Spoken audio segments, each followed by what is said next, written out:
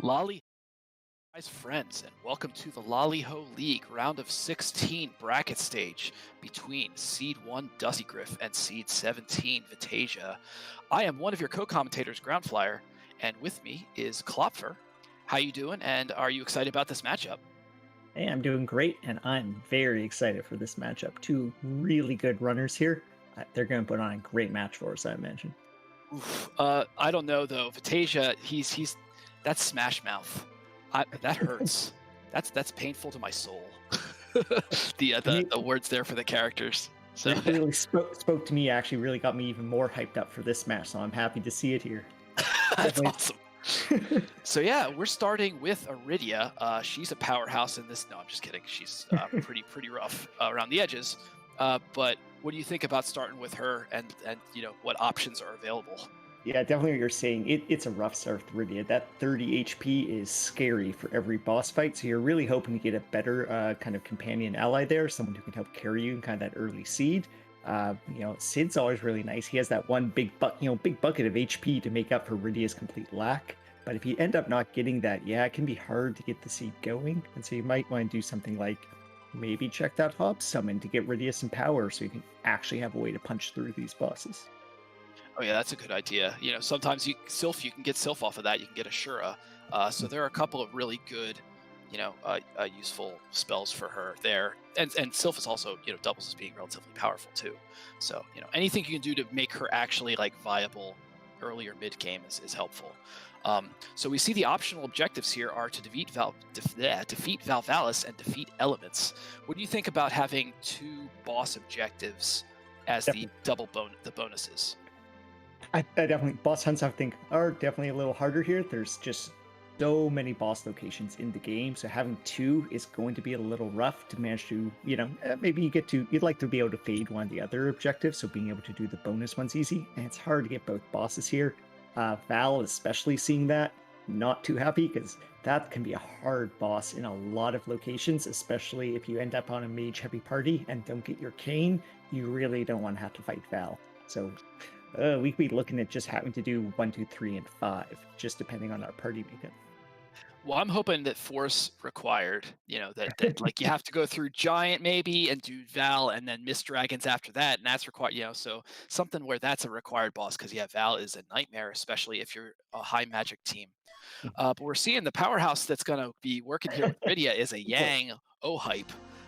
And a darkness crystal as a starter. Oh wow. Okay, so that's really interesting. That brings a lot of different options here for these runners. They can go up to the moon, check the moon character, see if that's actually somebody more viable.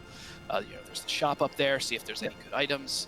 I believe I don't know if anybody saw that. I think it said 72,000 gold. They have a random amount of gold between I think it's like 30,000 and 80,000 or something like that. So the randomness was pretty high, which it definitely benefits them a lot. So they can, buy more stuff if they need to.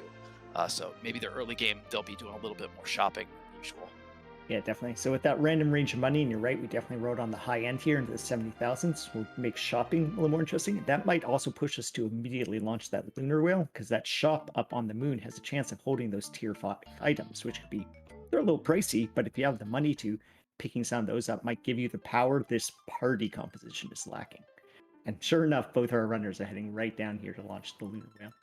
Yeah, for sure. Yeah, and if you can get a J item early on, like a hourglass or coffin or Bacchus wine, like all of those can have some really useful utility later on. Or obviously, if you find sirens, well, there you go. There's your grind later on.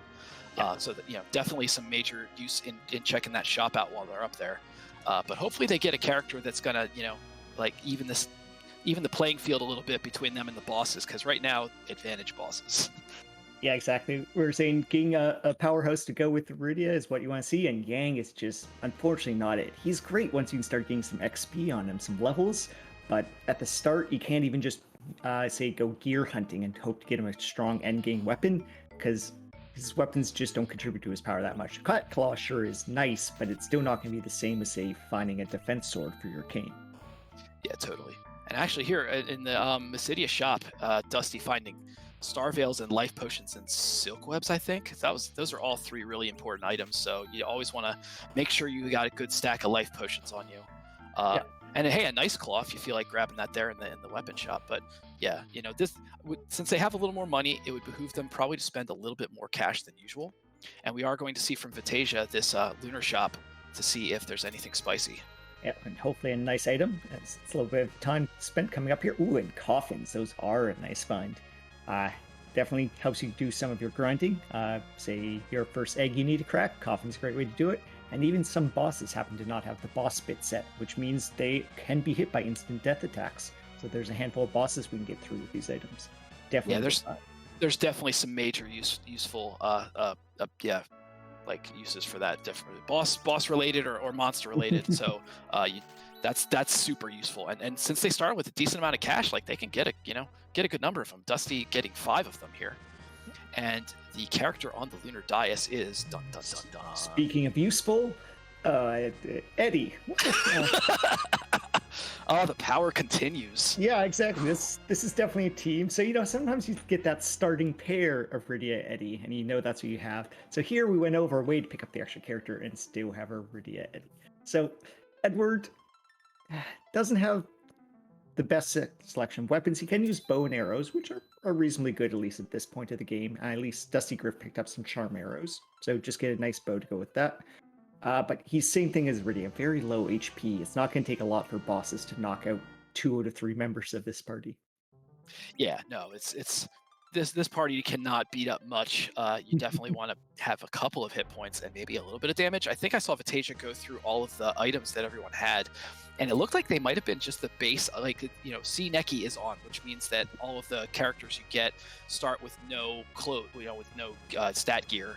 And they have one weapon, which is like in a random. There's some pool of weapons they can get, but I think they all had the vanilla items. I'm pretty sure that Yang had a fire claw, Eddie had a dreamer harp, and I think Rydia had a rod. So not a lot of power there.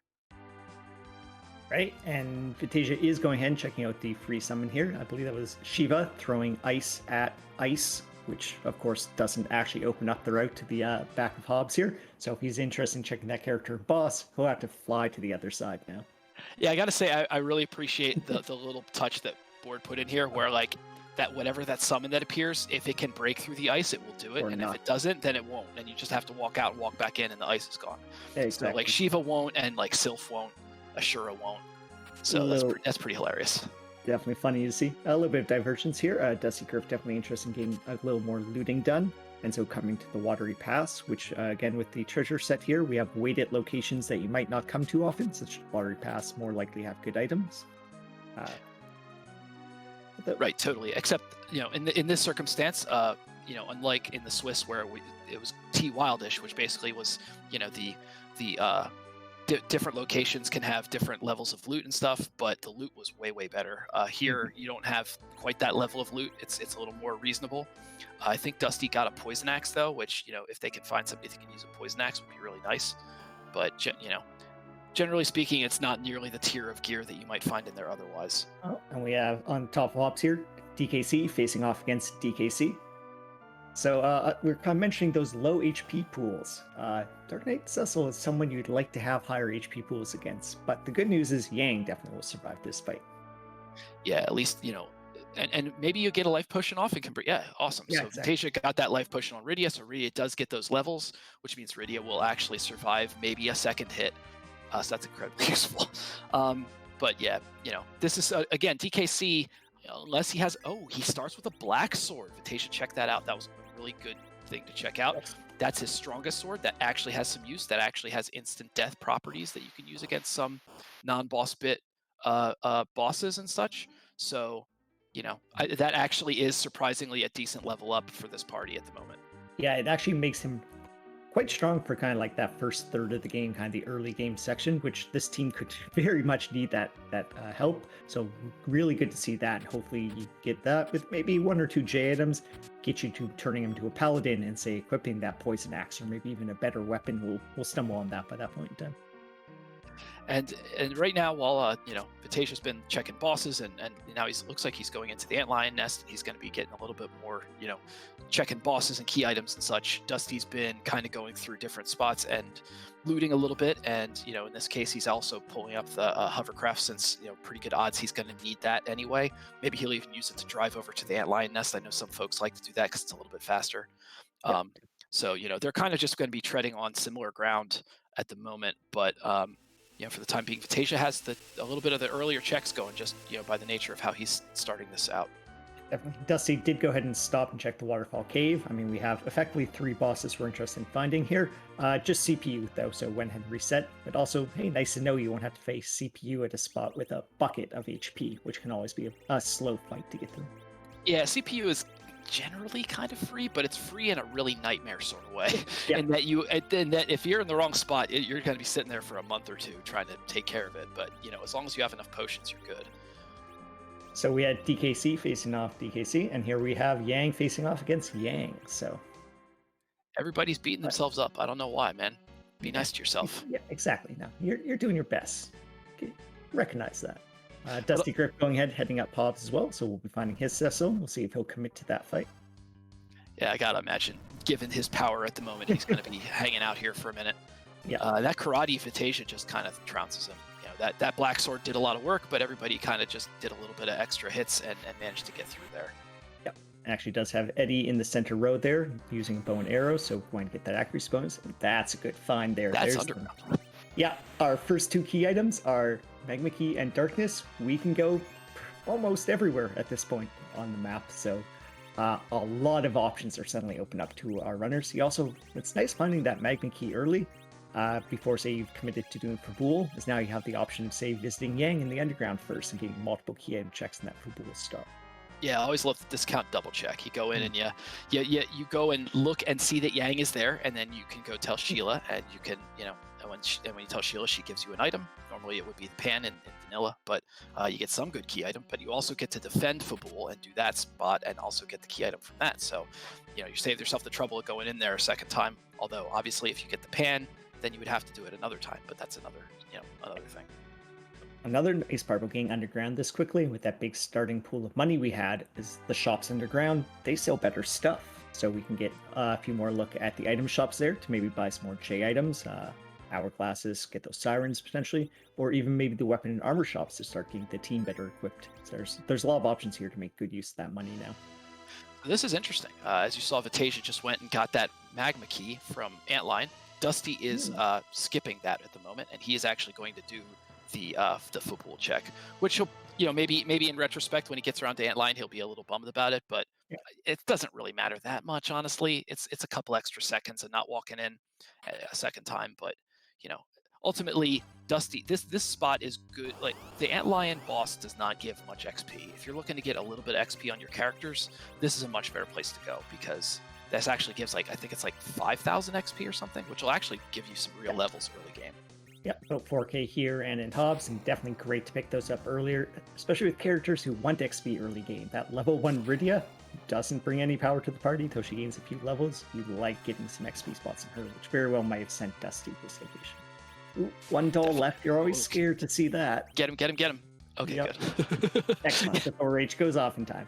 So we are given 10 Thor Rages right at the start of the game, which is great to have for these early boss locations to have multiple enemies. They do enough damage when you're only looking at 1,000, 2,000 HP split across multiple bodies. So, good use of those there by Dustygriff. One thing I noticed on Vitasia's end, he was doing a little bit of the chest searching under the Dwarf Castle between the shops. You can kind of go under, and there's a couple little pots and stuff you can check. And there was a Thunderclaw in there. Something like that can absolutely be hugely beneficial, even early game, even with a weak Yang. If you come across a boss that's weak to that, and there are a decent number of bosses weak to Thunder, you'll do some serious work against them. Definitely one of the favorite claws to find, because lightning does seem to come up the most often. And there's a first kind of high-level summon for Rydia, the Odin summon. Telecommunication maintenance worker. Thanks, Vitasia, letting us know Job Dwarf here. Odin, definitely kind of more of a late game summon. Not the most useful from that set, though, as he was only able to kill enemies that are weak to instant death, which we kind of already have coffins to take care of those. And in fact, Hourglass is also for sale, another way to deal with non-boss bit characters. So Yeah, those are both great J items for encounters that are tough but don't have a boss bit, or also for certain fights that are outside of that. So that's really helpful. If Vitasia could theoretically come across a boss in here that that he could take out with an hourglass and a coffin, even in the in the Fey March, where the bosses are really spicy, as long as he gets a little lucky, he could definitely take those out too with that. So those are really, really good items, and he's definitely going to benefit from that. And I guess we have one more shop to check. I don't remember what was in the dwarf shop. Are there any J items? I unfortunately didn't catch that, so chat can maybe help us out there. Although chat has been helping, should call out the Fabul reward was just a silent staff, so no key item there. It's a good piece of equipment for a white mage, but again, we're really hoping to find those key items to get us some progression. And another key has been found, the Luca key, in the freebie chest in Fey March. So that's a good thing to find. Probably not a check they're going to be making for the moment, but at some point that's going to be useful. One of the nice things about that Luca check is it's the one place you can actually find out the item and the boss first. So but the downside is, if you're in there and you find it, then you have to commit, and and then you can't use exit to get back out. You have to warp back out. It can be a time-consuming thing to check, but you can also get kind of early information on it too. Yep. Dusty is now coming to Antlines, not fading too long. Here's a blue robe, which is always interesting to see. I can see Vitasia thinking about here. This is either Water Hag, which not too bad, or the Alt Gauntlet, much more annoying to deal with. Well, when you say not too bad though, this is Leviathan spot. This is maybe the worst spot to find Water Hag in terms of actual damage potential, because Water Hag will literally one-shot everyone for a while, because that spot is super punchy and fast. Exactly. I think Vitasia would be lucky to get a single swing off on that boss at the moment with 4 characters. So you're right. Not gonna be doing it yet, and not gonna be doing that for a while unless you get enough Star Veils to sit through all of it, which may actually be beneficial, but it would take a while, and that'd be a pain in the neck. Yeah, definitely. Good call out there on Water Hag. That is a very fast spot, so probably without the ability to say Cursed Ring Anchor, you're right, we're probably not going to see our runners take it. That being said, if they do get that Cursed Ring Anchor, so your relative agility 1 compared to it, Water Hag is only punching one person at a time. You probably will be able to get those punches out fast enough. Deja checking some of the chests in Silk Cave and running into a trap chest rather quickly, because there are 7 down here, so you will run into one of those. And just got some resets. Not that interested in repicking up the Dragoon shield he saw before that. So one thing I find interesting, basically Dusty is going to be treading the same ground as Vitasia for a little bit. Vitasia has definitely kind of took that early jump and went in and immediately started getting key item stuff, and was rewarded with a magma key early, so he's been able to do a lot of underground checking, and Dusty hasn't even gotten under there yet. He just got the magma key. So in terms of those kind of checks, he's a couple minutes behind. Obviously he's done other shops and stuff that Vitasia has not done. He did defend. That took a little bit, but this is definitely beneficial to Vitasia, actually being able to get the jump on Dusty, and Dusty is super fast and super efficient, and this is the kind of play he needs to make to be able to have a chance against him. That's maybe unfair, but to have his best chance. Yeah, I mean, definitely, it's always probably a concern when you're up against Dusty, is he's Seed 1 for a reason, very, very strong player here, and so yeah, you're kind of concerned at any point just trying to do the same checks as fast as Dusty is, and so being able to get the efficiency here, as we kind of noted, of going to the Fabul and doing 2 checks at once is the type of thing you need to get those little bit of extra time on Dusty that he's potentially making up at just all over the place with just quick menuing, quick taking on of fights. So definitely good here for Vitasia to be able to grab that extra time. Absolutely. And Dusty is now actually going up ordeals. He's eschewing the magma at the moment, and in the first chest he checked, he actually got a cat claw, which there's not a lot of good weapons for Yang and stat boosting gear especially, or stat boosting weapons rather. So a cat claw is going to make some serious work. It looks like he has every other elemental claw too, so that Yang is going to be doing work later on for sure, and maybe even a little bit this early. Yep.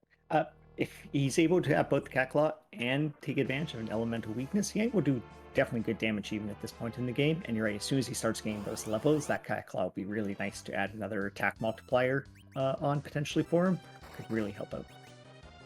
But yeah, we're already seeing some divergence. Very curious to see if if this pans out for Dusty. One of the nice things about this spot, because you have the two bonus objectives are both character. It would really behoove you to be doing a lot of face checks of bosses when you can, which is why they did obviously the freebie stuff to check. But in this case, on Ordeals you have 3 bosses to check, so that could give you some really good information before you go elsewhere. In terms of, okay, where do I need to check? How much stuff do I need to check and all that stuff? You get that kind of information. But yeah, obviously thus far he's stuck with a Bahamut. He probably just had to throw up a Star Veil to survive this, and it would be over in one shot. Exactly. So Eddie is making good use of his high command here, so 1 less Star Veil to use and still gets the XP on him, so good use there of that command. And probably going ahead and just using all the Star Veils to make sure he gets experience on these characters, as everyone other than Cecil was definitely wanted here.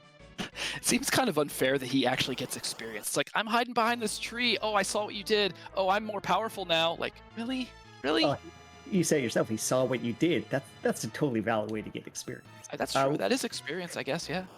Vitasia unfortunately wasn't able to take out all the dolls fast enough when we see the unfortunate big doll here in the Calbrena fight.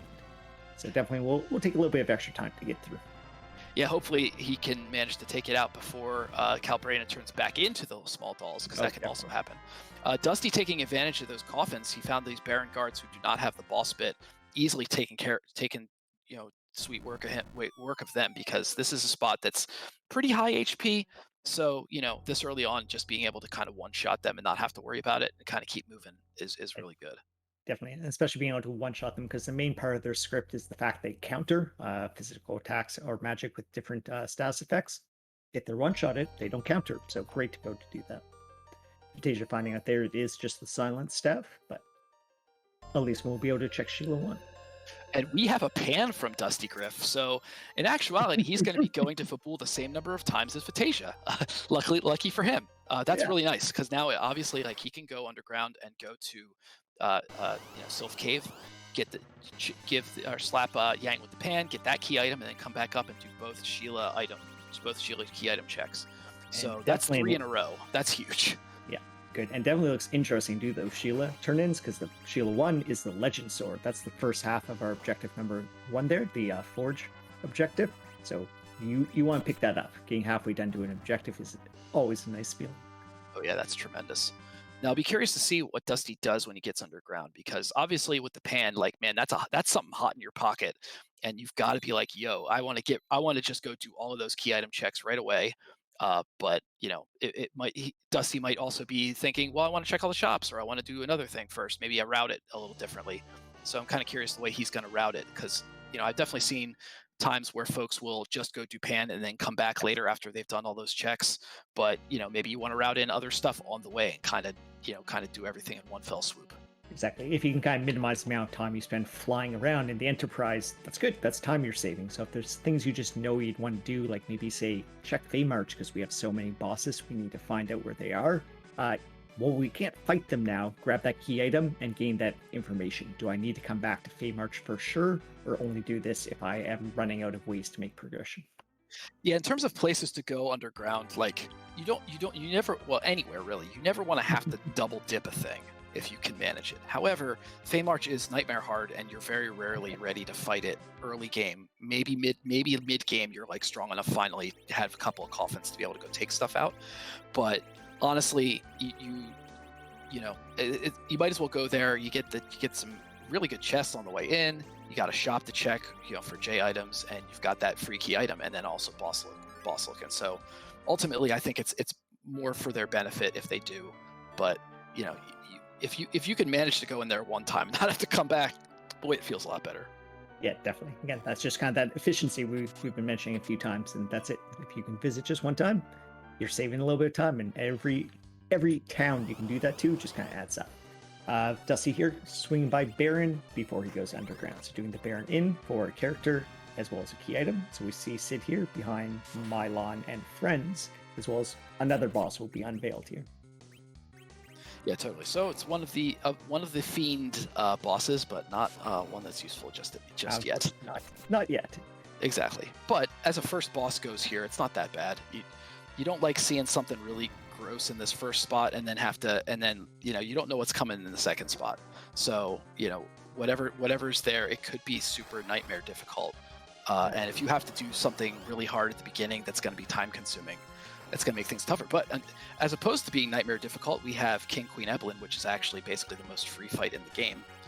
Because all they do is they have a little script where they cast a couple of like level 2 spells that are very low MP or very low damage multiplier and do almost nothing, and then they kind of regain their consciousness and die.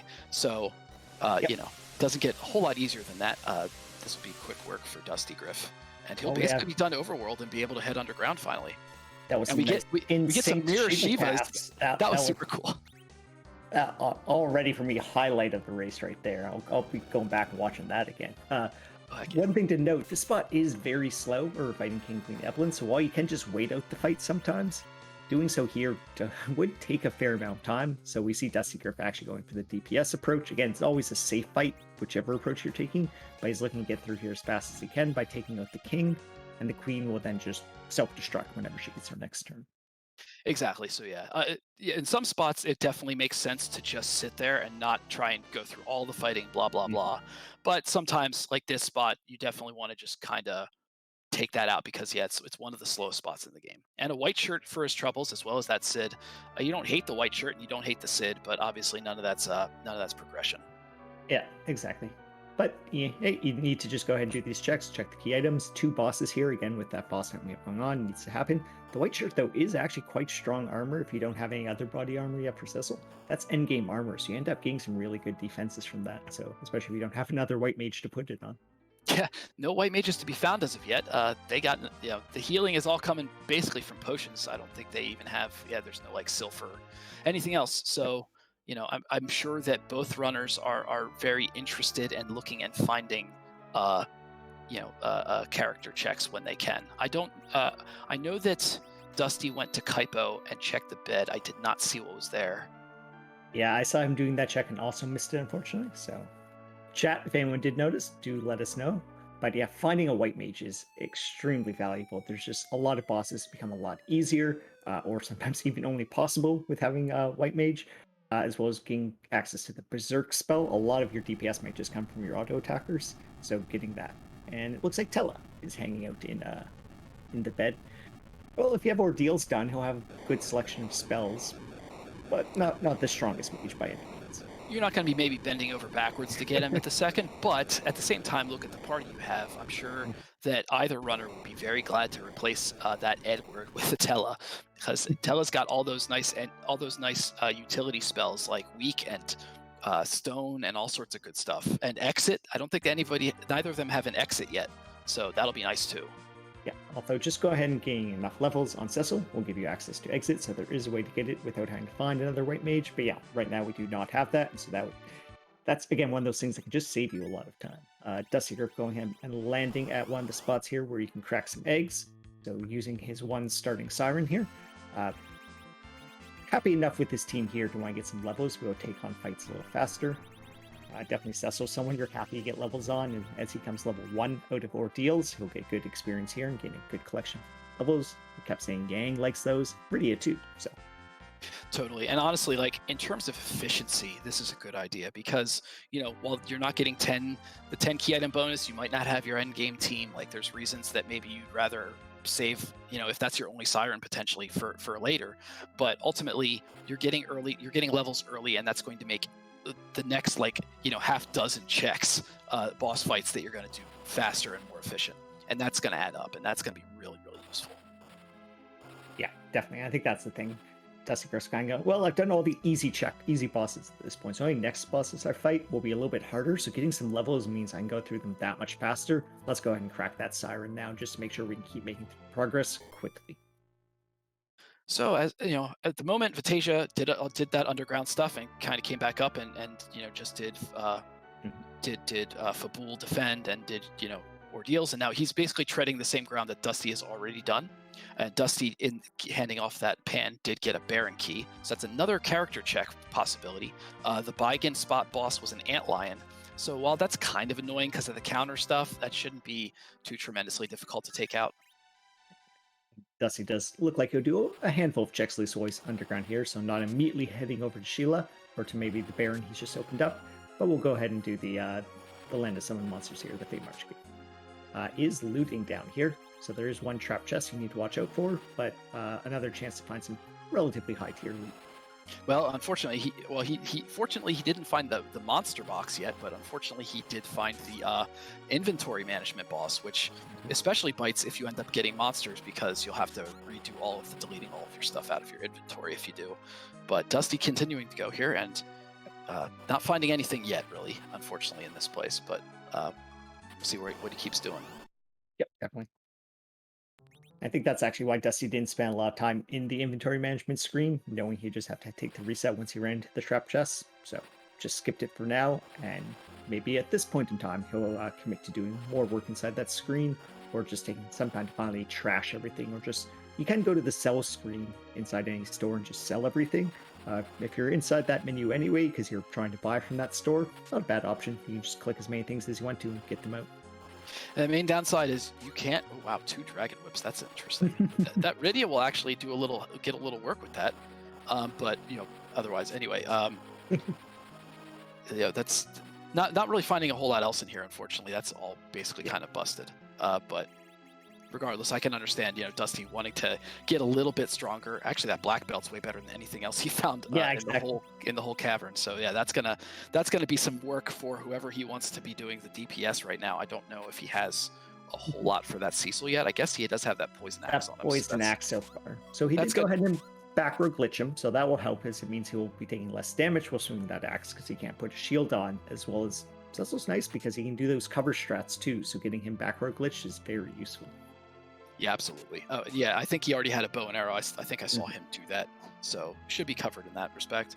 Vitasia now finally getting the overworld checks done that Dusty did earlier, and getting his white robe and his Sid. So now he has to go back underground.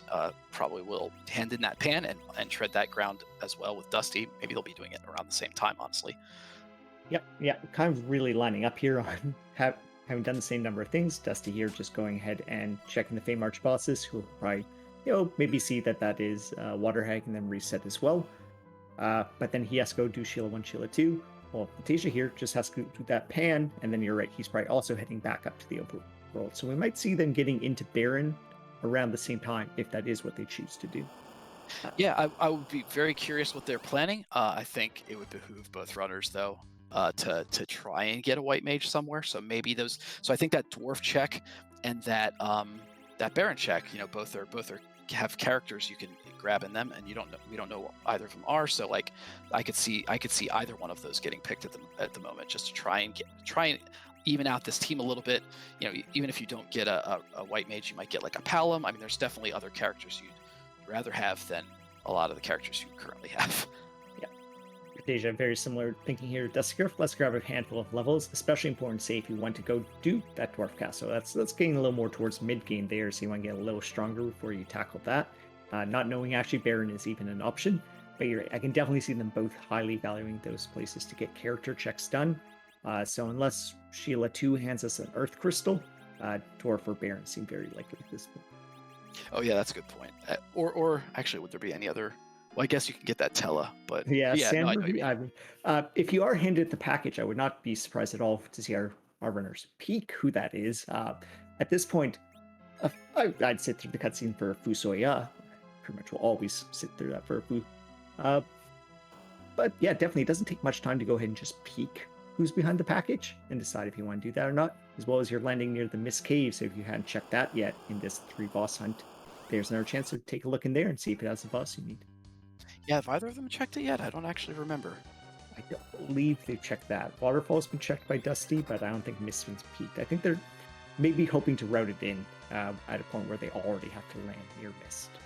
Wow, Dusty is taking on the Water Hag. Very interesting. This is gonna, the agility is not set up awesome here, so Water Hag is gonna be relatively fast. But if he can get these swings off, already has one, and actually Cecil was able to take a single hit. That's huge. So he's probably gonna finish this Hag off here.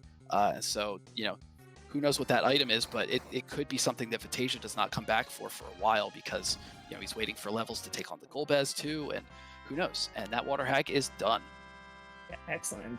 Again, for continuity efficiency, the fact that Dusty might not need to come back to Feymarch now, he gets one additional check here. This might be enough to continue to give him progress, like access to Tella. There's Tella. Yeah, I think it would behoove him when he goes back above ground doing the other checks. He will almost definitely be. Oh yeah, and he's throwing Piggy, so he's going straight into that Golbez, not even going back and saving. That's some chutzpah there. Definitely feeling comfortable here that he'll be able to get the Starfield up. He does only have 4 members of his party up, so there's kind of a higher chance of, say, Hisesu, who currently has his menu open, of surviving the Devour Storm that's coming in here. If Hisesu does get devoured, though, he does have to have the other character get over to their menu before Golbez starts throwing out those spells, because they are definitely strong enough to knock this team down. But likely going to be able to do that here, simply because no one is getting paralyzed here due to the Piggy steps. Yeah, the nice way the stat debuffs in this game work is they all kind of have a hierarchy. So depending on which one, if it supersedes another one in terms of hierarchy, you won't get the other thing cast on you. So in this case, you have Piggy or Size on you, and that I forget what it's called, the thing that that keeps you from being able to move. Hold. Yeah, I think you're right. The hold does not work, and so in this case, it gives Dusty the ability to kind of go through his menus and do a little bit of menuing, also get Star Veils up, hopefully. And in this case, he definitely has them up. And the thing about this spot here is it's extremely high magic, which is why you see Golbez just kind of thumping himself. So Dusty is hoping that that's enough to kind of finish this off, and Dusty can take one swing and get him to, to be really upset and disappear, and then get some sweet items. Yeah, so that is important to note. You do need to take one swing yourself here, so I'm sure Dusty is kind of counting damage here, looking for Golbez to do enough, and then he'll just go ahead and do that last connect. And there we saw a swing. Not quite enough damage yet, but now with an additional 5 gauge. And a punch from Lid and a Y. That's it. In the meantime, Vitasia has gone ahead and followed up on Baron, so he's interested in doing this check first, and we get the antline as you noted. So I wasn't paying attention because I've been watching Dusty's stuff, and that I should probably keep looking both places. But did that tower key come from Sheila too? I believe, because that's the only thing that I don't see. That's the new thing I saw get lit up. I missed as well, but that has to be where it is, and chat confirming. Sure enough, that is where it came from. Awesome, thanks guys. Yeah, it's always nice to have chat on our, having our backs, because it's real hard to notice everything that's going on and talk and see all the chests that are getting dropped and try and talk strategy and answer questions and all sorts of stuff. So always appreciate your help. Very much appreciate chat. They seem to know everything as far as I can tell, so appreciate always having them there. Just ask any questions too. Yeah, Dusty is done Feymarch. He does not have to go back. That's pretty huge. Now I'm curious where he's going to go next. Maybe. Ooh, is he? Oh, okay, he is. I saw him kind of go by Dwarf Castle and was curious. He is heading upstairs, so he's going to go get those pan checks. Obviously, going to get his Legend Sword and Tower Key. I guess then he'll be curious to see where he goes. Does he go back down to Dwarf Castle? Does he follow Invitatia's footsteps here? Because again, you get that boss or you get that character check. He's got a couple different options here, but having Feymarch out of the way, now that's something that can escape his periphery. He does not need to think about it again. Vitasia might still have that on the back of his mind later on and have to deal with it, but Dusty no longer has to. And he also has a good bit of levels from that, so it was a pretty good check for him. Yep, definitely that XP is going to be helpful. The Sand Ruby, even if he doesn't pick up Tella, might be crucial in getting him to that 10 key item threshold. So when he does say be interested in doing a more endgame grind, or just taking on some late game bosses, having 10 key items in hand can just get you set up for your Z fight. So yeah, the 10 key items gives you double XP bonus in this game. So if you get 10, and Dusty currently has 8 lit up, 2 more will get him that double bonus, and that is hugely beneficial. So once you're this high up, this close to 10, you kind of start wanting to find key items. You're kind of looking for key items in themselves, even if it's not the gating key items or things that are objective based. You still want that number to get to 10. And Dusty is interested enough here in coming by to pick up the Tella, wants to get a little more magic power in his party, or just that utility the Tella brings, especially with this full spell suite. So valuing this for a little bit of extra flight time. And Eddie's gone. See ya. Not too surprised. I mean, Eddie could have utility on a nasty evil wall in certain spots, but by and large, I think that's the right call.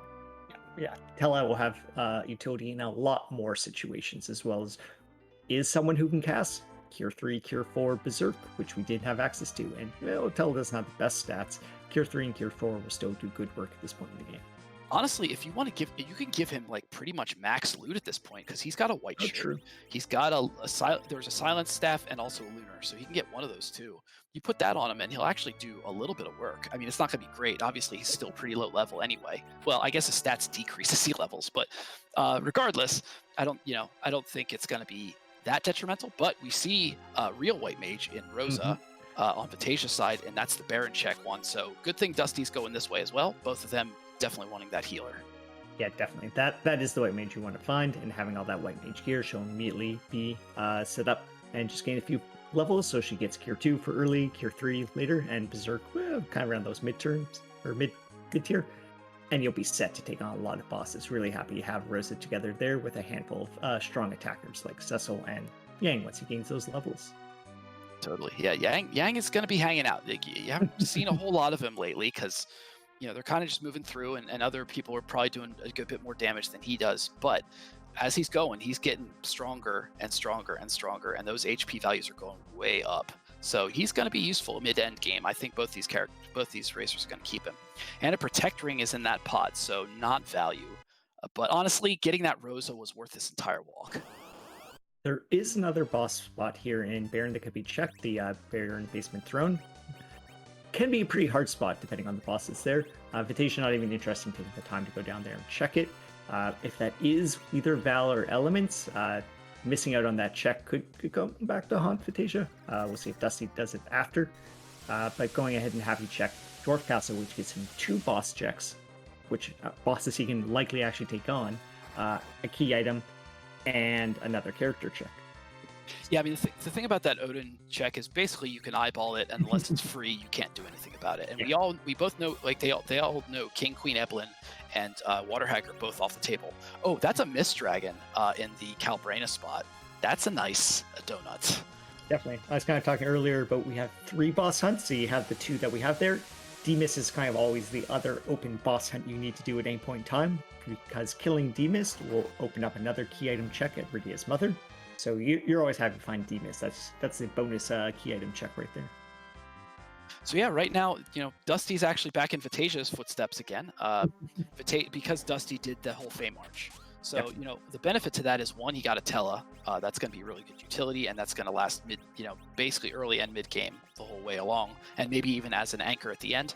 So that's really useful for him. But beyond that, and the one key item, Dusty didn't get anything else really. So, if Vitasia does not go back and check that, it's probably not going to harm him too desperately, and that could actually be a small time advantage for him in this case. Yep. Yeah, definitely. But totally possible also Vitasia's thinking, do I need to go back to those? And so it might actually end up with doing some little problematic routing where I'll have to fly down there out of his way. So we'll just have to see. But yeah, we as I just read in chat, thank you, Awaken Smock. We are at 40 minutes and no objectives completed, which I always love to see. I can't speak for everyone else, except I know we all love to see it because it's true. So you get these boss hunts, and there's just so many boss locations in the game. Pretty easy for this to happen. When you're running the seed, you always hope you just get lucky and stumble into these as you're doing your other checks. But this is also totally possible to happen, which is everything you just want to do doesn't give you any of these bosses that are part of your objective hunt, and it turns out they might just be hiding in those really annoying to get to spots. Giant, you don't want to ever have to go giant if you don't have to. Behind the package, if it's that character you don't want to tie to. There's some annoying boss locations you might end up having to check if you still have these boss objectives up later in the seed. For sure. Actually, I think as this seed is getting longer in the tooth for both of these runners, they're seeing the objectives on terrestrial kind of running out and not finding the bosses that they're looking for. I would not be surprised if that moon is just sitting in the back of their mind going, yo, we got lots of bosses here. Maybe you want to find something good. What are you thinking?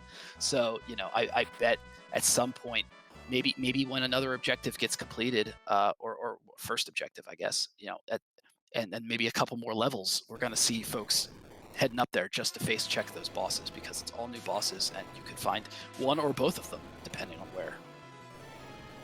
as we kind of talked about earlier, though, Val is definitely a rooter boss, so having to find that on the moon and with your current party setup could be a really, really hard fight to get through. So while you'd be happy to find her so you know how to finish the objective, unless you also maybe found a way to grind or some easier bosses to give you that XP, that could be really hard to get through. That's a true fact. Yeah, yeah. You might find Val and Elements on the moon, but guess what, friends? Those are both kind of nightmare fights. Elements not as much, but definitely both not fun. We get a Sparkle here in the Golbez spot, not Val or Elements, but what grossness we gonna find? We got a Palom too. Interesting. Yeah. But Vitasia not taking him at this point. I guess enough levels on Rydia, not worth kind of going through leveling in a whole new character. I can kind of get that point. So. Oh no. And a Mega Nuke Wyvern, and that's over. He has to start this whole thing over. That hurts. That hurts. And that Mist Dragon took a while because you get the mist and the off mist and the mist and the off mist, and it takes a while to go through it. And then, yeah, he just had to go through that whole thing. Whew, that hurts. That does hurt. What a rough spot to find Wyvern in there. Unfortunately, it's behind that second spot where you get no chance to interact. So if you had kind of a rough first boss fight, or really just. It's really just rude always to run into Wyvern there. Luckily, the Mega Nuke doesn't hit too hard, so with, say, a handful of levels, you're able to just survive it with high HP characters. But it's so easy to get a wipe at that spot, as we saw happen. Ooh, Odin spot is free. That is a Officer Soldier. That's the Kaipo guards. All you need is one coffin and throw that on the officer, and it's game over. Or you could put Hourglass down and freeze all of them, but I think that Officer coffin is what you want. You can life glitch it. That's got more XP. So this is another free boss. Dusty is getting everything on this planet done. That's really good for him. Yep, definitely. So, as you were kind of saying, you come down, check this basement throne. It's one of two things. You find out it's a boss you care about, and you just don't do it because it's too hard, or you find it's free. And here we got the free boss. As well as this can get another little chunk of XP here for Dusty. So when he does go get the Dwarf Castle, if his Cecil or Yang don't get beat up too much in the Demus fight, they might be able to survive that Mega Nuke from Wyvern, even if Dusty isn't able to get that Star Veil up in time. Yeah, I guess I'm really curious what that'll look like, because that Tella in the middle, he's going to be relatively low agility. I don't know if that's going to look great on that spot, because that's a relatively slow spot. Usually you want a faster character on the earlier game slots, and that includes Dwarf Castle. So if he keeps that Tella in the middle, that could make it harder for him. So very curious to see how he's going to end up fighting that, because he's probably going to end up heading over there at some point. I mean, if that Mist Dragon's there, he might have to, but not curious, because honestly, like Vitasia got hit by that, but it's not like he made like this glaring error. He got stuck on a nasty boss that will totally bork everyone's game, just completely. And a ninja hat from Odin spot. So again, not a key item, not a terrible item, but not a key item. Dusty is not going to reset though, so he's happy enough with that item, or maybe happy enough with the experience he got there, that he'll go ahead and walk this out. And Vitasia is following again in Dusty's footsteps here. He is back at Feymarch, just took on that spot, and it got the Water Hag. Did not take on the Golbez spot. Which not interested in doing that one. And as we know, that spot had bunk, so that's good for him, honestly. That's if he doesn't have to do that check and that whole like time-consuming blah-blah-blah, that's definitely a little bit of time back in his camp. He is headed to Tower. Since he has that Tower key, he's got 2 checks there. Exactly. This is the other, I think, really interesting check open to our runners right now. So Dusty could have chosen go Tower key for the 2 key item checks, but is valuing this Dwarf Castle potentially for the 2 bosses. Because, again, we got those boss hunt objectives. So yeah, since we have a little bit of foreknowledge, obviously knowing that Wyvern's in second slot, I'm just curious to see if he does any kind of setting to change things up a little bit here, or if he just rolls with it. But he did put that ninja hat on Rosa, so she's going to be going quickly. That actually could make a big deal. Did he save? I feel like he didn't save.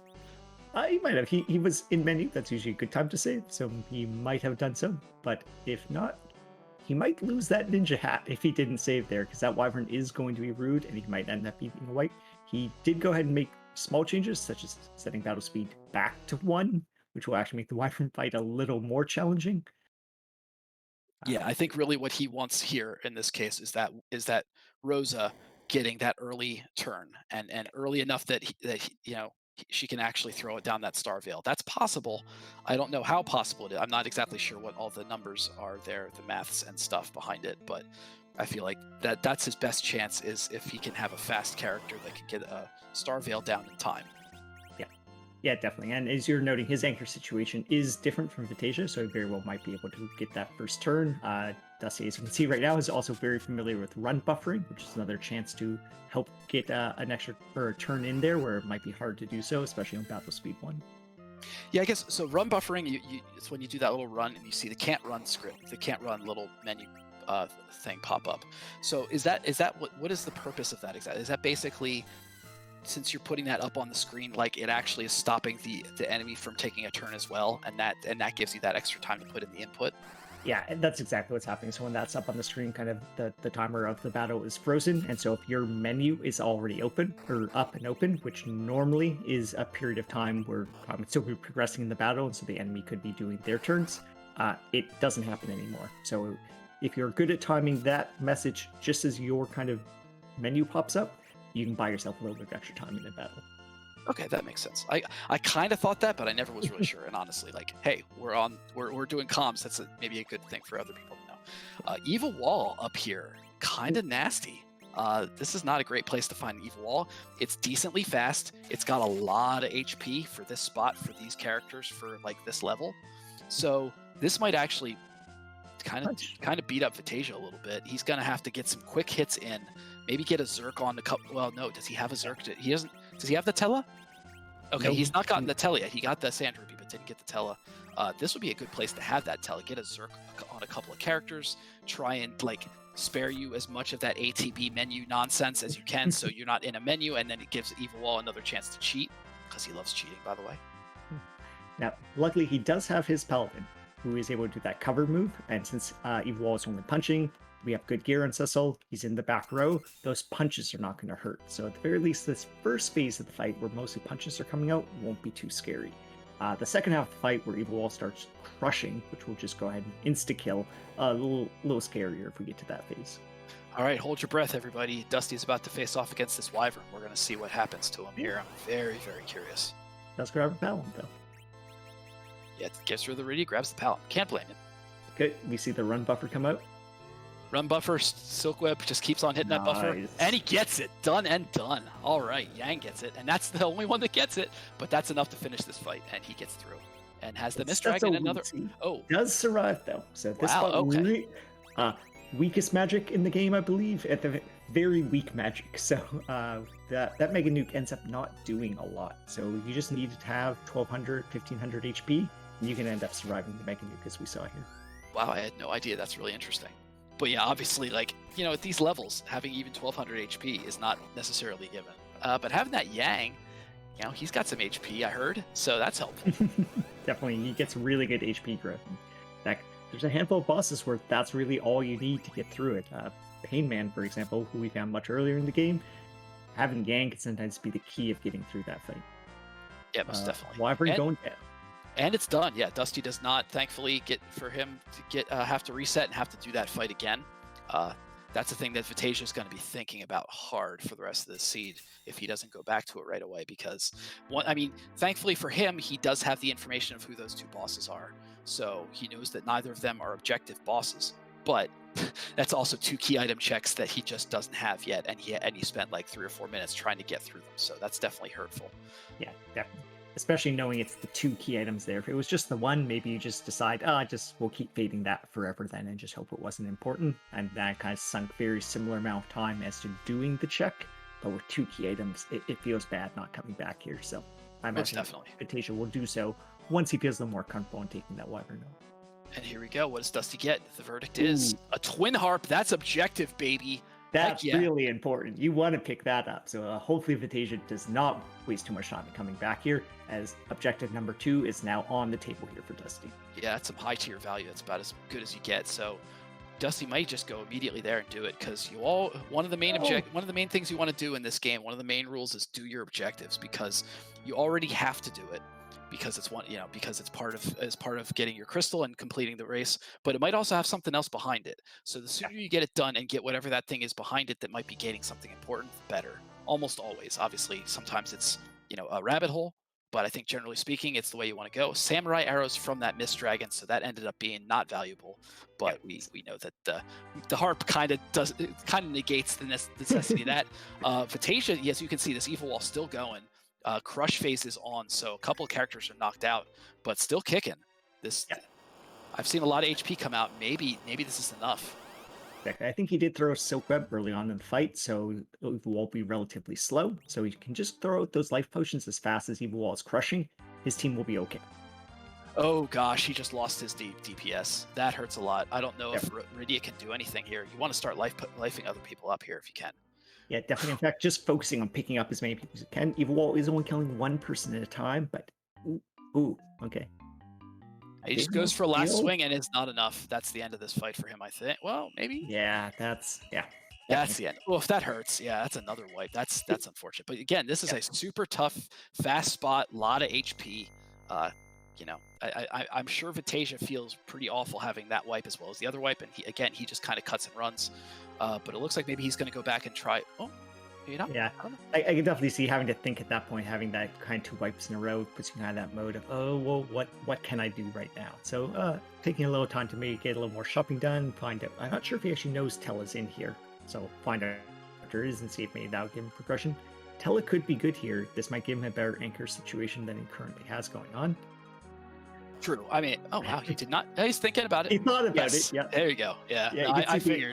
Tella. Oh no, wait. Tella. Oh, and then decided against it again. Okay. Yes. No. Okay. Yes. No. But no. Ultimately. All right. Time is coming. Where are them harps, friends? I don't see any harps in chat. It's a bummer. Come on, help me out here. They knew not enough of the team here was going to get locked down by the magnetic effects, so the first phase here of the Dark Elf fight will take a little longer, so we weren't quite immediately going into harp music here. Actually, kind of surprised if Dusty threw. Well, I guess it's not going to save enough time to be valuable, but that Yang isn't going to die if you threw like a coffin on the Yang. But all you get is the week afterwards, and that's the end of it. Exactly. And we got the harps out now. Thank you all very much. So you know, as we know, normally Eddie would play his harp tune to to sate the boss and make it beatable, and in this case we get a special song. So I'm gonna shut up, and we're gonna hear the wonderful stylings of DJ Spooky B. Please enjoy.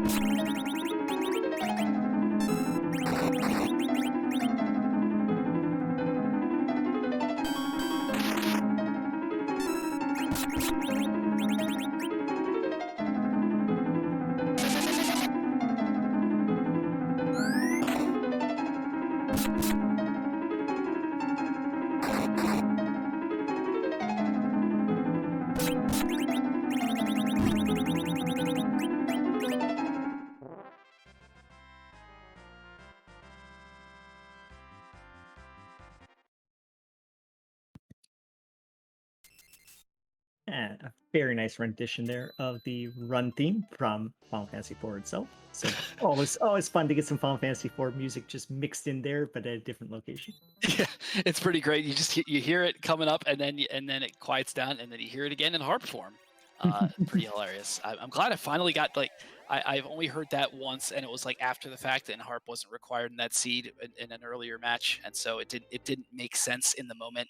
And now I finally get to hear it like back to back, and that's super hilarious. And we get an Earth Crystal from that. That's 10 key items for Dusty, as well as double boss check here if he has, and also, hey, there's a place that's got items in it. I'm super curious if he goes to that item place with items in it. Yeah, like I still don't think he has great equipment on his paladin here, so it might be very well interested. It does seem like he wants to go ahead and check this out. So guess what? That brings on one of our favorite games here. We're going to play Rate That Treasury. Rate That Treasury!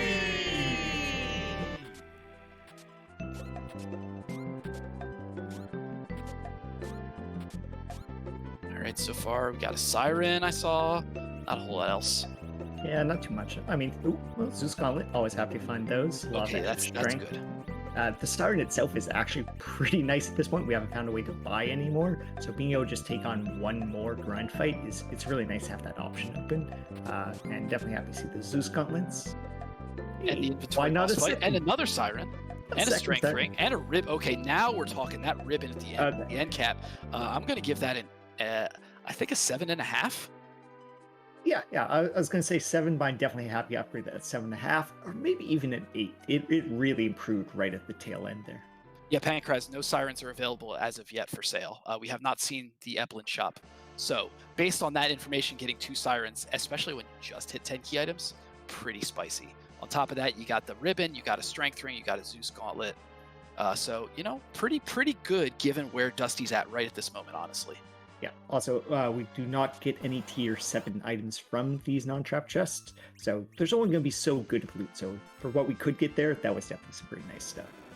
Oof. Well, Vitasia does get hit by that mega nuke, but Yang has enough HP to survive it, and Rydia dodges it. So excellent. He's still kicking, and he gets through that wyvern.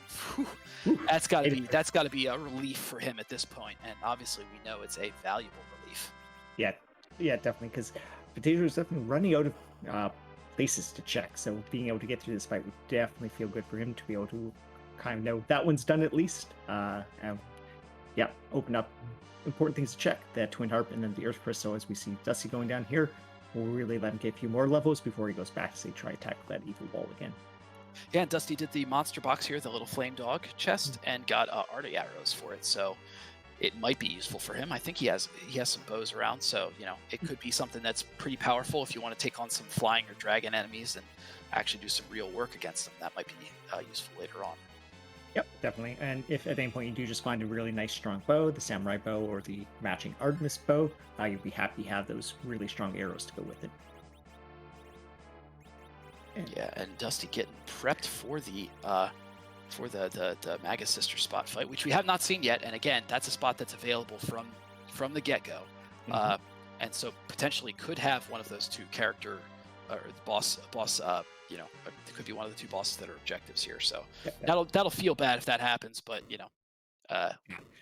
yeah, well, available from the start. You very rarely see it checked until you can have the Earth Crystal finish this location. And sure enough, it is just the Dark Elf that feels familiar. I feel like we just saw him not too long ago. Not going to be too much of a challenge here for this team. Definitely a lot easier than some of the other fights Dustygriff has been doing, and a much earlier boss location too. So yeah, now Vitasia did the tower check and came up short on that evil wall at the end. And basically that's the main difference here in these two players, because Vitasia did that check and then wiped and then walked it out, whereas Dusty hasn't done it yet and didn't wipe in the wyvern spot either. So those the thing about facing Dustygriff, he's been around for a hot minute, is that he is super efficient. He plays by the books. It's very hard to get him caught unawares or get him caught with a mistake or get him caught somewhere where he's going to mess up. So if you get behind on Dustygriff and you start doing the same stuff as him, it's going to be some work to be able to push back through. Your work's cut out for you. So the fact that basically Vitasia at this point is probably going to be following in his footsteps, definitely obviously with the harp, and then probably also with Earth Crystal. That's not super in his favor at the moment. But after that he may diverge and go off to the moon. Who knows? And we got an edge in the first spot here on Dustygriff's side. Might not be a bad guy to check get right here, because guess what he can steal? Sirens. Exactly. So I could see some interest in taking him in the party just for that utility. There's a lot of times also too where you have a Yang, you might think to take Edge over Yang. They can, you can put the claws onto Edge instead. But as you start getting towards those high levels, Yang does start looking better than Edge. So it'll be definitely interesting to see what Dustygriff does here. Another Cecil. Also interesting choice, although we really don't have the best gear, I think, for either of these characters. So, wow, and no duplicates anyway. So. And he did not take that Edge, so yeah, no dupes. You can only have one Cecil. There is no second Cecil, unfortunately. Not on this set. I think what happened. Ooh, well, here's some vanilla. It's definitely interesting. Oh heck, that's a required. That's an objective objective boss here. Oh, and also we're getting a reprise of the music. Please enjoy. But we can probably talk over it.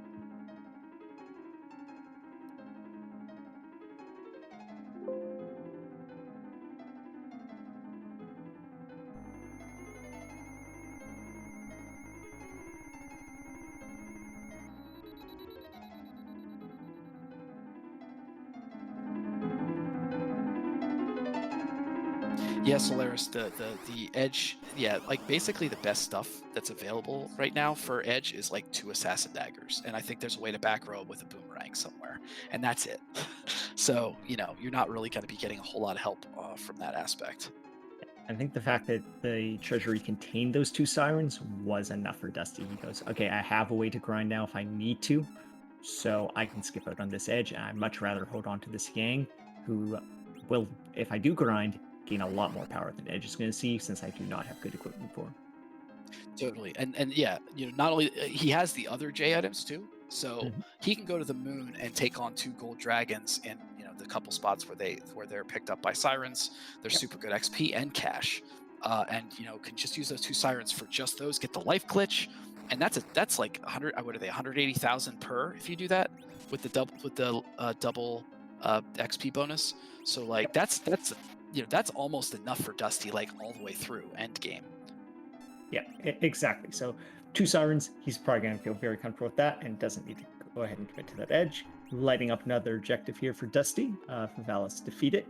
Not too rude of a spot. And reward it with the Rat Tail, which itself just leads to another item. Hopefully one that's more interesting for Dusty. We'll see how quickly he follows up on that. He doesn't have a hook yet, so not too quickly. Oh, kind of hard to get over there without that, so. One thing that's curious is nobody's checked Luca Cave yet. Oh, and actually, maybe that's Dusty's going now. Oh, he's got Tower. He still has not done Tower yet, so I can see that being very interesting for him. Yeah. Give him those 2 checks and a handful of extra levels he's gotten from doing just a few more things just across the map might mean that evil wall is a little less scary for him. Yeah, now that we saw that Valvalis at Earth Crystal, or at Vanilla Valvalis, actually, we know that Wyvern that Vitasia originally wiped to and faded for a minute was required. So it's good that he went back. It's good that he had an efficient fight there and got through it. And now he can start making some progress and get those 2 objectives done. Yep. That's interesting. That's taking a save here at the middle of the tower. So maybe concerned about something rude inside the middle of the tower at the super cannon room, or resetting after some trap chest. I think there's kind of something to be said for like if evil wall at the top is Garbo and you get nothing out of it, you can reset and go to that bottom save, and it'll save you a little bit of time. Like either way, you have to walk to the tower key spot, but it saves you a moment. Honestly, I'm surprised he didn't check that tower boss immediately though, because that could be a quick thing to get out of the way. Sometimes, in this case, maybe since he has 2 objectives still he needs to get, it doesn't really matter probably if he checks that tower. Exactly. We'll go ahead and check this treasure as well, which I think is good for him, because as we do know, there is some relatively good stuff in here. So we could, if anything, just those Sirens are nice to have in hand, and a handful of other defensive gear is good to get.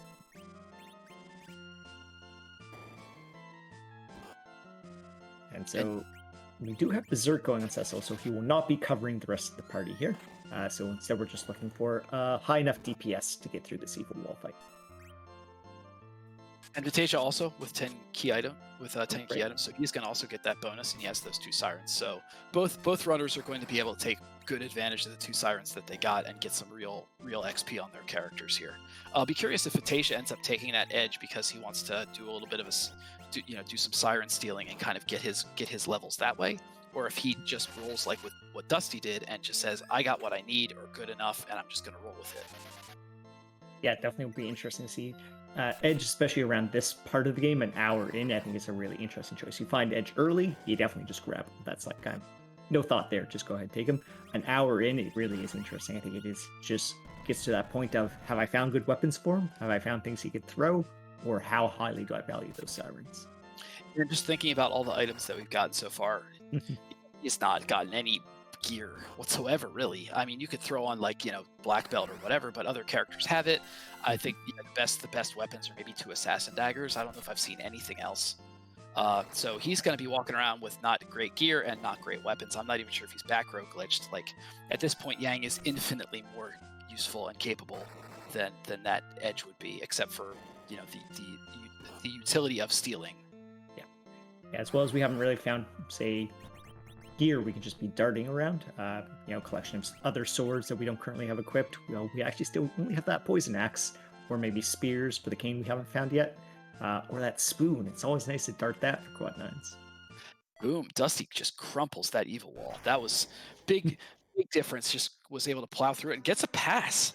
That's super useful. Probably the incentive's way higher to try and do everything you can on this planet before you leave for the moon, in hopes you can have a haunted moon and not need to go there. Because the fact is, there's only 2 objectives left for him. So basically, if he can find the boss and he can find the adamant rock, he doesn't need to go anywhere. I mean, he would also, otherwise he would need to get like a hook and pigtail, which is 2 things. It's less likely. But he's definitely got incentive to just kind of hang out here and do what he can before he leaves. And is that Ruby or is that Elements? And that will just be Ruby, because if it is Elements, you'd see more sprites there. Oh, yeah, right. There's 3 spots. Right. Got all excited. All right. Well, if we see a red robe, if we see a leg green, we will know it is actually a leg divided by 4. Mm-hmm. So quickly getting through the super cannon room fight here. You were bringing up the Luki key. I'm sure that's becoming really interesting now for Dustygriff, especially because, as you noted, it has that really nice property of you can check the key item without beating the boss, and then just check the boss if you don't even like the key item. And then if you didn't like either, just reset, go do something different.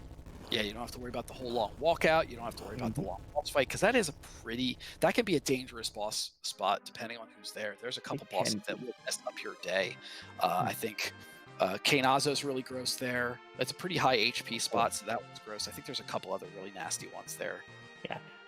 The thing is it's a really high agility spot for this part of the game. And so that combines with a lot of just different bosses. Ones who are casting magic are very scary, and you're right, people who just have, say, kind of party AoE attacks. Combine with that high agility, that can spell doom for a lot of teams. Now, thankfully, Dusty's team's got some real HP on him right now. At least Yang and I think Cecil. So he'll be able to survive some hits from stuff. And now, obviously, now he's got those 2 sirens. So he may be thinking about, okay, well, if I stay on the planet, do I want to crack 2 eggs, or am I just going to go to the moon so I can get those 3 times 2 6 dragons? Yep.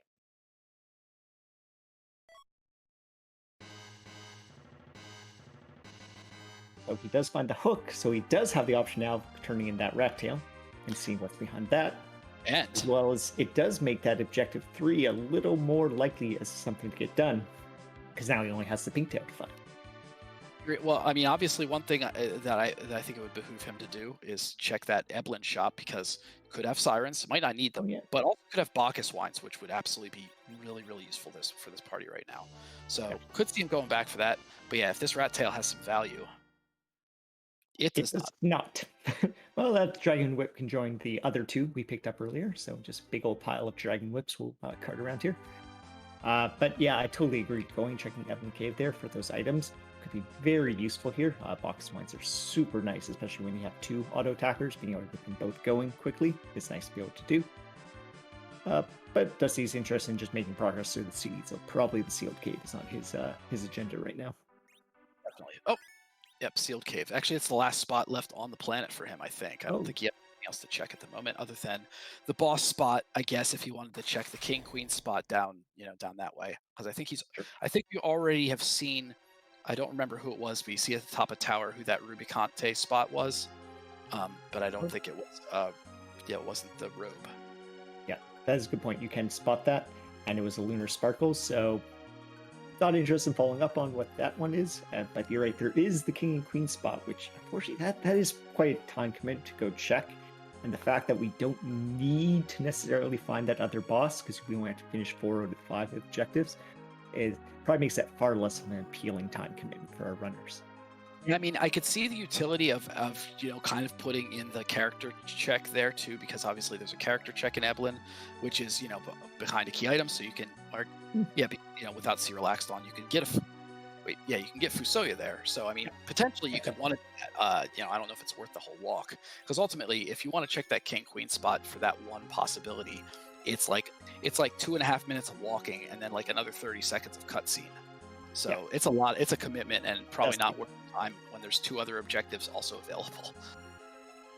Yeah, definitely. Now, if you're saying Vitasia spot and you've taken those wipes and you're up against Dusty, maybe you start valuing checks that are just less likely to be done by your opponent for that reason. So maybe a way to kind of throw you ahead in the seat. Oh, hi, that Pinktail. He's walking this. This is huge. Yeah. That's one objective. Now Dusty literally has 1 objective left. You'll see who this boss is. Is it Elements? It's Elements. How valuable is this seal cave? Exactly. Is this another hard required spot that's got double the value? Peter does get through the Val fight here. Oh, just Mega Sisters here. So we were saying high agility and high magic power. The bounced spell here is probably going to hurt. Spell's going to, I'd say at least 2 of those characters, maybe 3, maybe all of them actually, because it might do over 2,000 even with armor on. I'm not sure. Oh, we got a ribbon though, which is very good magic defense, and so 1,500. So yeah, definitely our higher HP characters have no problem surviving, and the mages probably do have good magic defense. So it looks like we already. Quake is a great spell for this fight. So while that wall comes up, Quake happens to pierce through the wall. It's a spell that can still hit behind that, as well as it doesn't lose any of its damage while doing multi-targeting, hitting all the characters at once. So having that HP split across 3 bodies, but a full power spell like Quake, helps you get through it real fast. And he manages to take out Mindy, I guess is the small one. I always forget. Yeah, Mindy. So at least now he's kind of taken out some of the pain of this Delta attack.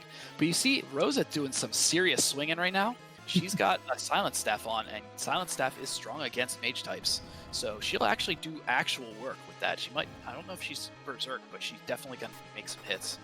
And then, yeah, obviously, like that Quake, just being able to hit all 3 of them is incredibly valuable at the moment. And switching even to mute arrows on Cecil, but unfortunately just an archer bow, not going to do the most work, but enough work, able to get through that fight for Dusty. So yeah, it's just a couple moments away from being 3 or 4 objectives, but I think other than that Eblin boss spot, like that's literally the only thing left he can do on the planet. And obviously it would behoove him probably at this point, he's 1 item away and 1 boss away. Head to that moon, you got lots and lots of spots, got lots and lots of bosses. Just start bouncing off of them until you find what you need, because that, I think he's basically in the home stretch at this point. Exactly. It'd be interesting to see how he goes about doing that. Will he just, face check bosses and immediately reset, so get as many boss checks as he can get done? Does he want to go somewhere where he can grind to get to levels where he can take on bosses, and then actually fight the bosses as he finds them, hoping to find that key item? Definitely valuing both of these, and so it'd be interesting to see which route he goes down. Yeah, it's curious. I don't know what the logic would be here. I could see either way. Like, do you literally just face check reset all the way through? You have a chance where you're not going to get it. Like, it could be behind package, it could be king queen, it could be giant. I think those are the only bosses actually left otherwise. So those are a couple. But maybe it's just worth checking the boss and resetting and just kind of knocking on everybody's door until you find the right one. Because Elements is kind of it's not a free boss spot, but as long as you do reflect spells, you can skip all of the phase changes and take him out pretty easily. Yeah, especially if you get, say, Fire 3 on your Palom and take advantage of those reflect strats, it should even go relatively quickly at any of even the moon boss locations. I can see maybe Dusty going head right to the bottom of the moon, saving, and then face checking all the bosses that are right nearby there before he commits to doing any of them. Which can work well unless it just so happens Elements is hanging out at, say, Cave Valley or that Pale Dim altar. And now we see Vitasia going back up doing the tower again. So he will be, I think he's got more than the levels now. He's probably going to be doing monster check. Yeah, because he does have that edge. He did pick up the edge in Zot, so he's going to be doing a little bit of stealing to get some more sirens. So he'll get that kind of power up too. And a dragoon staff dragoon spear from the pink tail. So not anything this party's, in fact, the seed might not even have any value there because no cane is found yet. But Vitasia, I mean, the other nice thing, I'm always a big fan of checking these alerts if you have a way to one-shot them, which he does because he's got Thunderclaw. So he could Thunderclaw with Yang like a power shot and one-shot the alerts, and they'll drop tier 7s. You can get a Crystal Sword out of that, and a Crystal Sword right now would absolutely give him some major power up and make a huge difference. Yeah, fortunately, not a Crystal Sword, but getting some good gear for that edge. Yeah, you don't hate a little Hanzo. It's not as good as its big brother, the Masamune, but it is still very good. And Sirens and Bacchus in here, so yeah, it doesn't. It happened to have both the value items you were talking about still missing from the seed. They're both hanging out here, so really nice shop stop here. At any point, Dusty can now do grinds at any of those locations. He has enough Sirens for that, and those boxes are just real nice to get your DPS up and going quicker than having to wait for the Berserk casts.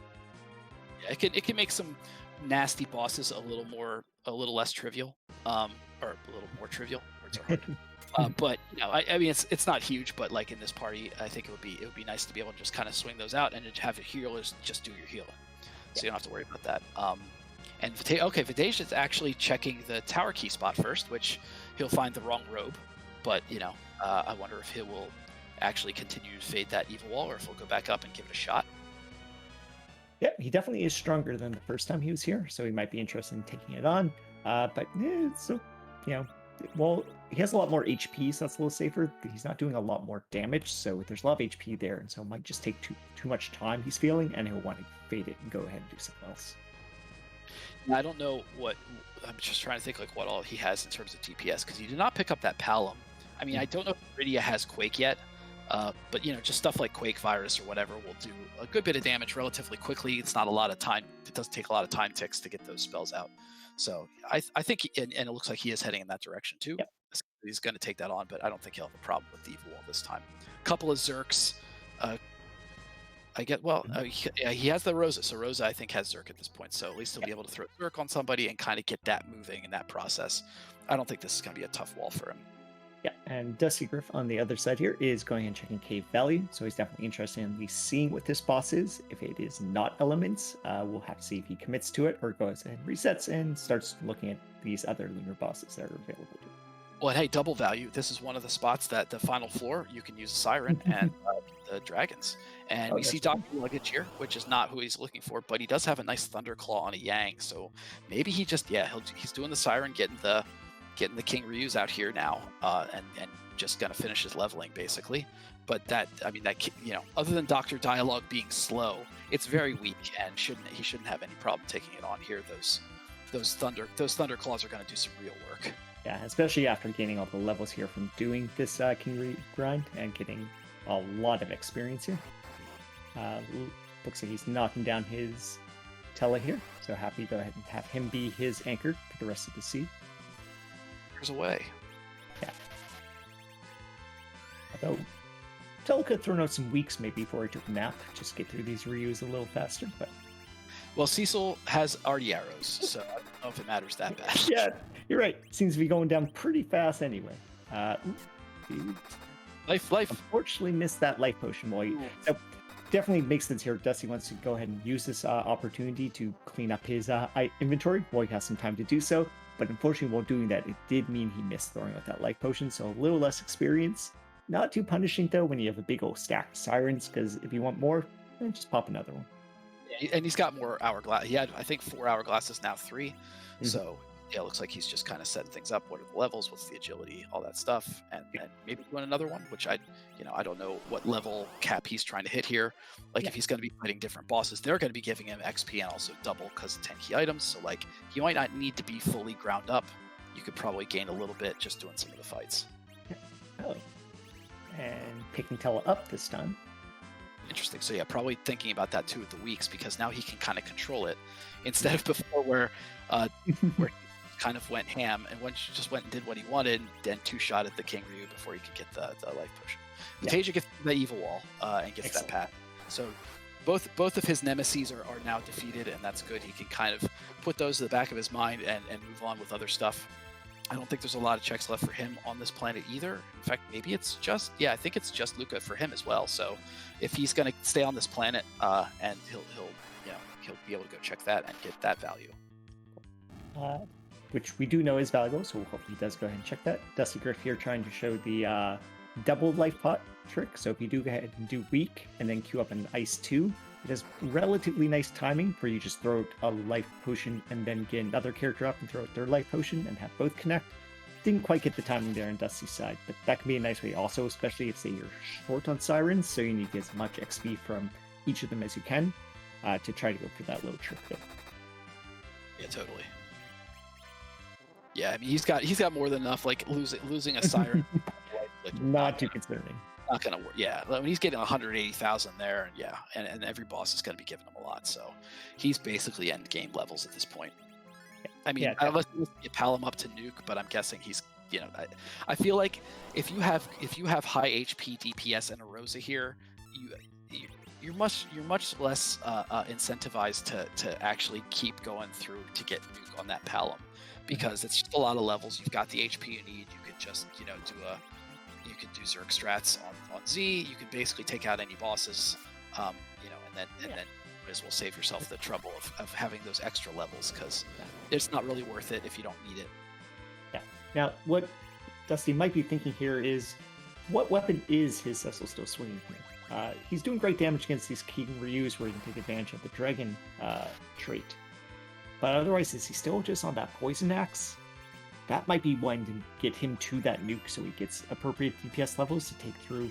He does have maybe a lot of moon boss fights in front of him, so maybe he really does want to get the extra levels now, just so he can do all those fights that much faster. Yeah, it's either a Poison Axe or I think I saw an Ice Brand. Maybe the Ice Brand was on the team. I don't remember which, but he's not exactly swinging anything good. He didn't find an Excal yet, or a Crystal Sword. So. I mean, no offense to Possum Morpheus, I know he's a big Poison Axe fan, but let's face it, you don't really want a Poison Axe on a Cecil in endgame if you can manage it. Tella, unfortunately, staying alive here, so you will get some experience, making him less great of an anchor here, but still, definitely one of the slower characters. So, yeah, I think given the levels, ultimately, he's going to be able to be the 2.5 above agility for the relative agility one, and he can get away with one of those. A second one, I think, would be a problem, because Tella's agility does go up kind of exponentially. Like the first couple levels, it's not much, and then all of a sudden, it does kind of bump up. And we have not seen any agility dropping gear yet in this game. Sure. Yeah, I have not seen any. Even kind of the Dwarf Axe, which can be a nice find to say you have that sit around. You can give him that, and his agility stays relatively low, even to higher levels. And definitely, we have not seen the first ring, which is just lets you solve your agility problems really at any point in the game, especially with a character like Tella. Primo item drops, 15 agility can make basically anybody that's not like super fast an anchor without too much trouble. So yeah, it can be really helpful to have that. And also the other bonuses, if you're throwing on like elemental resistant gear, it will actually make you absorb that element. So like if you're wearing Dragoon armor and you have somebody casting fire on you, you absorb it. So that's actually a nice little secondary benefit sometimes. Yeah, there definitely are a handful of boss fights where that can really help you just stay alive. Cecil punch now, so I guess he's misplaced his arrows. Yeah, dope. Yeah, those were already arrows are gone, I guess. Yeah, not gonna be doing that strat again, but that's okay. Yeah. Meteos, we're getting real close here to nuke levels on our Palom. Wow. So yeah, maybe he's just pushing all the way through. Mm-hmm. He's close as it is. So. All right. Enough levels at this point, so time to go ahead and take on Dr. Textbox over here. Yeah, he gets to go through the couple different forms and the different talking and the all. Yeah, so as you're saying, not the scariest boss, but he ends up taking time kind of where we find him, as well as you have to see the text boxes. He has two-phase fight at least. You have to watch this one and then go into the second one. So yeah, even when you're not scared of it, it's going to be a bit of a tough. So this does mean Dustygriff is doing key item checks as opposed to just base checking bosses. Yeah, well, I mean, at least when there's a decent walk in between them. True, and this one makes the most sense because like this is a totally different building. So don't want to have to come back here at all. So just get it the heck out of the way, you know. So, Yeah. but still potentially, like I'll be curious to see what he chooses to do underground. Maybe it's just a matter. Actually, speaking of stat dropping gear, sorry, I just kind of cut off my sense there. I saw a Dwarfax Vitasia just picked up in Luca Cave, so that could end up being something of value if he. I don't know. Probably not though. I mean, really, the only person that can actually drop agility with in this party is Cecil. So and Sid, I guess, which could be useful. Yeah, exactly. So it's an alright find, but not as valuable as say finding that curse room, which really just solves all your agility anchoring problems. We see here really though good damage coming out from Dustygriff, and he is aiming down the Doctor first, as you don't have to see the extra form here you get if you knock out Balnab first. A little bit of good damage out from that Balnab though. I think he hit Cecil for like 1700. Yeah, but Bahamut does quite punchy, because of course, you know, in the vanilla game, Bahamut doesn't punch at all, so of course let's give him a very high attack stat for some reason. That seems to be a fairly general trend here, is if the character doesn't use, or boss doesn't use the stat, it's quite high for that location. Unfortunately, Dusty doesn't get through Doctor Dialogue before he does his transformation, and then cast Poison, because of course he has to be the most annoying boss in the game, because then he like makes the visual glitch you have to sit through and all that stuff. It's a pain in the neck. Yeah, a little more incentive here to maybe use the cabin up or rest on the Lunar Whale here before taking on more bosses. As Dusty did gain all those levels, he might be interested in just going ahead and getting a restore anyway. So no key item here, but hey, if you wanted more Argus arrows, good news, he has some. Got his Artie arrows back. There you go. Yeah. Congrats. You use them, no problem. Here's some more. The good doctor saw what you were up to and realized you were a little short on that. It's just being nice, you know.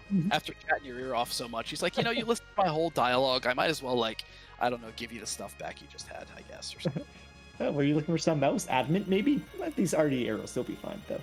Exactly. Yeah. Who needs a thing that's useful when you can have a thing that? Well, I mean, RD arrows are useful, but yeah. Anyway, but Vitasia is over here. You know, again, doing some of the stuff Dusty already did, but we already know that this is absolutely something he wants to do. This is the objective for. Wait, what was it that he gets here? My brain. Oh, Pinktail, right? Pinktail, yeah. Pinktail. So he's got that, and that, you know, that's one objective away for him. Honestly, that makes things really interesting, because again, if he wants to just stop and start face checking, and forego some of the checks that Dusty's done already, he could advance to having all the 4 objectives necessary just as fast as Dusty could, just by checking different things. Yep. Don't think Vitasia unfortunately has either the mage killing gear or access to Quake, so this fight might be a little slower for him. But we'll be very interested to see what he values once he gets that Pinktail. So he's just one more objective to go. Would be good to see some divergence here that might give him a chance here of catching up or even getting past Dusty. Yeah, unfortunately, it takes out Sandy in the back, but that doesn't stop the Delta attack, which is the thing that's the real problem. Still gets whomped by that. It was like 2,700 or something like that damage. But yeah, you know, he's still making work, but I don't think he has like this particular stats. Like I don't know if he has mute arrows equipped and stuff. Like Cecil or Dusty definitely had kind of the correct elemental stuff set up to kind of make it as efficient as possible. Yeah, which Dusty on this side though has run into a vanilla pale dim here, so we'll be taking on that fight. Which doing plenty of good damage though, so it looks like he'll get through it relatively quickly. So that is a really good thing for doing all of that grinding up front. It's now all of these bosses, whoever he runs into, he'll probably feel fine about taking them on and just getting through it quite fast. And it's interesting, Dusty. I guess this is Murasame altar, right? Yep, the pale dim altar. So he's doing top down, which again is probably a change in strategy specifically because he's boss checking, and like the sooner you see a face, you can find out if it's required or not. So it might maybe change his strategy a little bit in terms of how he's going to kind of tackle the subterranean. And making good use of those stack of RD arrows he got back, so he will very quickly get through that pale dim and find the package. That's a key item, right? That's a key item. So that's what we're talking about. It does have a boss behind it, but it takes a long time to see who that boss is. So Dusty's probably not super excited to follow up on that, but not going to reset. Is happy to go ahead and keep that item and just head on down into likely the lower part of the lunar subterranean. Yeah, that's probably way too. That's too spicy for it. Because like, he has the checks that are still remaining on the subterranean, and those are literally all the key item checks left. So he knows for sure that adamant rock is somewhere on the moon. Yeah. So and also the probabilities are favorable for also having the elements on the moon. So yeah, it wouldn't make any sense, especially for him being where he is and being very efficient, not taking any risks or being cheeky really, to just keep pushing the way he's doing. Now, Vitasia, on the other hand, if he is feeling a little bit behind, he's had those wipes right on, maybe he's feeling a little bit, a little nervous here. I could see him maybe trying to do something spicy like that. Yeah, exactly. And so, doesn't have access to the package, so can't do that spicy boss check to try to get ahead. But we did already note, say, the King Queen Evelyn could be a spicy boss check to try to get that leg up. There is actually also the Giant. Somewhere most people don't want to go, but if you really do think you're behind, that is that long shot check that you're pretty sure your opponent's not doing. That the odds aren't great, but if it pays off, really could swing you into the lead there, as well as just kind of solve your grinding problems, as you get a lot of XP. That's the biggest thing. I think if I could see a universe where Vitasia has that Tella and thinks about it. Without that Tella, you wouldn't want to do that because he still has most of his grind left, and in these flags it's vanilla Giant, so there is no special exit back out the way you came like there is in normal free enterprise. You actually have to go all the way through Giant and complete it. Yeah. We see Dusty finds is this the crystal altar? I keep turning away too much. Yeah, exactly. He is at the bottom half, but I didn't see which altar he walked into him. Gotcha. But yeah, Leviathan, long for this world. Yeah, definitely not too concerning of a boss here for Dustygriff. He'll be able to get through this one also relatively fast and get access to another key item. So yeah, really just checking all his key items here, really hoping to find that adamant. If he stumbles into elements, great, that works too. But if not, adamant is up here somewhere. He will find it eventually. Yeah, and I mean, the other positive is the thing he has left to do, would be turning in would be forging. Not getting an Excal out of it, unfortunately, because of the mode here as opposed to the objective. But there it he gets is. out of it, and that's go mode. So forget about looking for a boss. He's going back planet now, and he's walking the final lap here and heading down to the lunar subterranean via the bar underneath Troya. Yeah, exactly. So that is really nice having the pass in hand. You don't feel bad about leaving the moon to go ahead and do this forge. If he didn't have that pass in hand, I could see Dusty actually much prefer doing those boss checks. But nope, he can just go do forge and pass immediately on over to Zeromus. And with all that grinding he's done, I imagine he's feeling pretty confident about being able to take on that fight. Yeah, that's actually a good point. I hadn't thought about that. The fact that he has the pass means that getting the key item is more beneficial than trying to find the boss. If he hadn't had the pass, maybe face checking would be the way he wants to go, because then if he gets the boss, he doesn't have to go back to Earth. He's in go mode and just can walk the rest of the subterranean. Exactly, right down there. He will also unlock a extra shop here. He did do a bunch of grinding, so he has a big pile of money. So if there is anything good for sale in the shop, because Cecil's still not rocking the best equipment, maybe this is a chance to even get him equipped before doing that for just a small time sink to go ahead and check what's for sale here. Yeah, it wouldn't hurt. Just grab him. I mean, the Cool shop has some like super spicy gear. I don't think they have anything tier 7, but they have a lot of really good stuff you can grab. And maybe he doesn't need a lot. In fact, maybe he didn't check it all, because honestly, he's probably good enough. Yeah, but he did do all that grinding, so the levels are enough. Who needs equipment when you have levels? Exactly. But yeah, like you were right. One of the things that's interesting that I think some runners take advantage of is because you don't get any, you can't sell equipment for money on these flags. The way you get cash is by where am I getting my flags mixed up again? No, you're correct. You cannot. Well, you get no money for selling. You can sell, but it just is not worth your time. Right. And I don't think there's any money in chests either. But you can kill bosses and enemies and stuff. But those dragons, real good. And excellent cash as well as good XP. So definitely something to think about.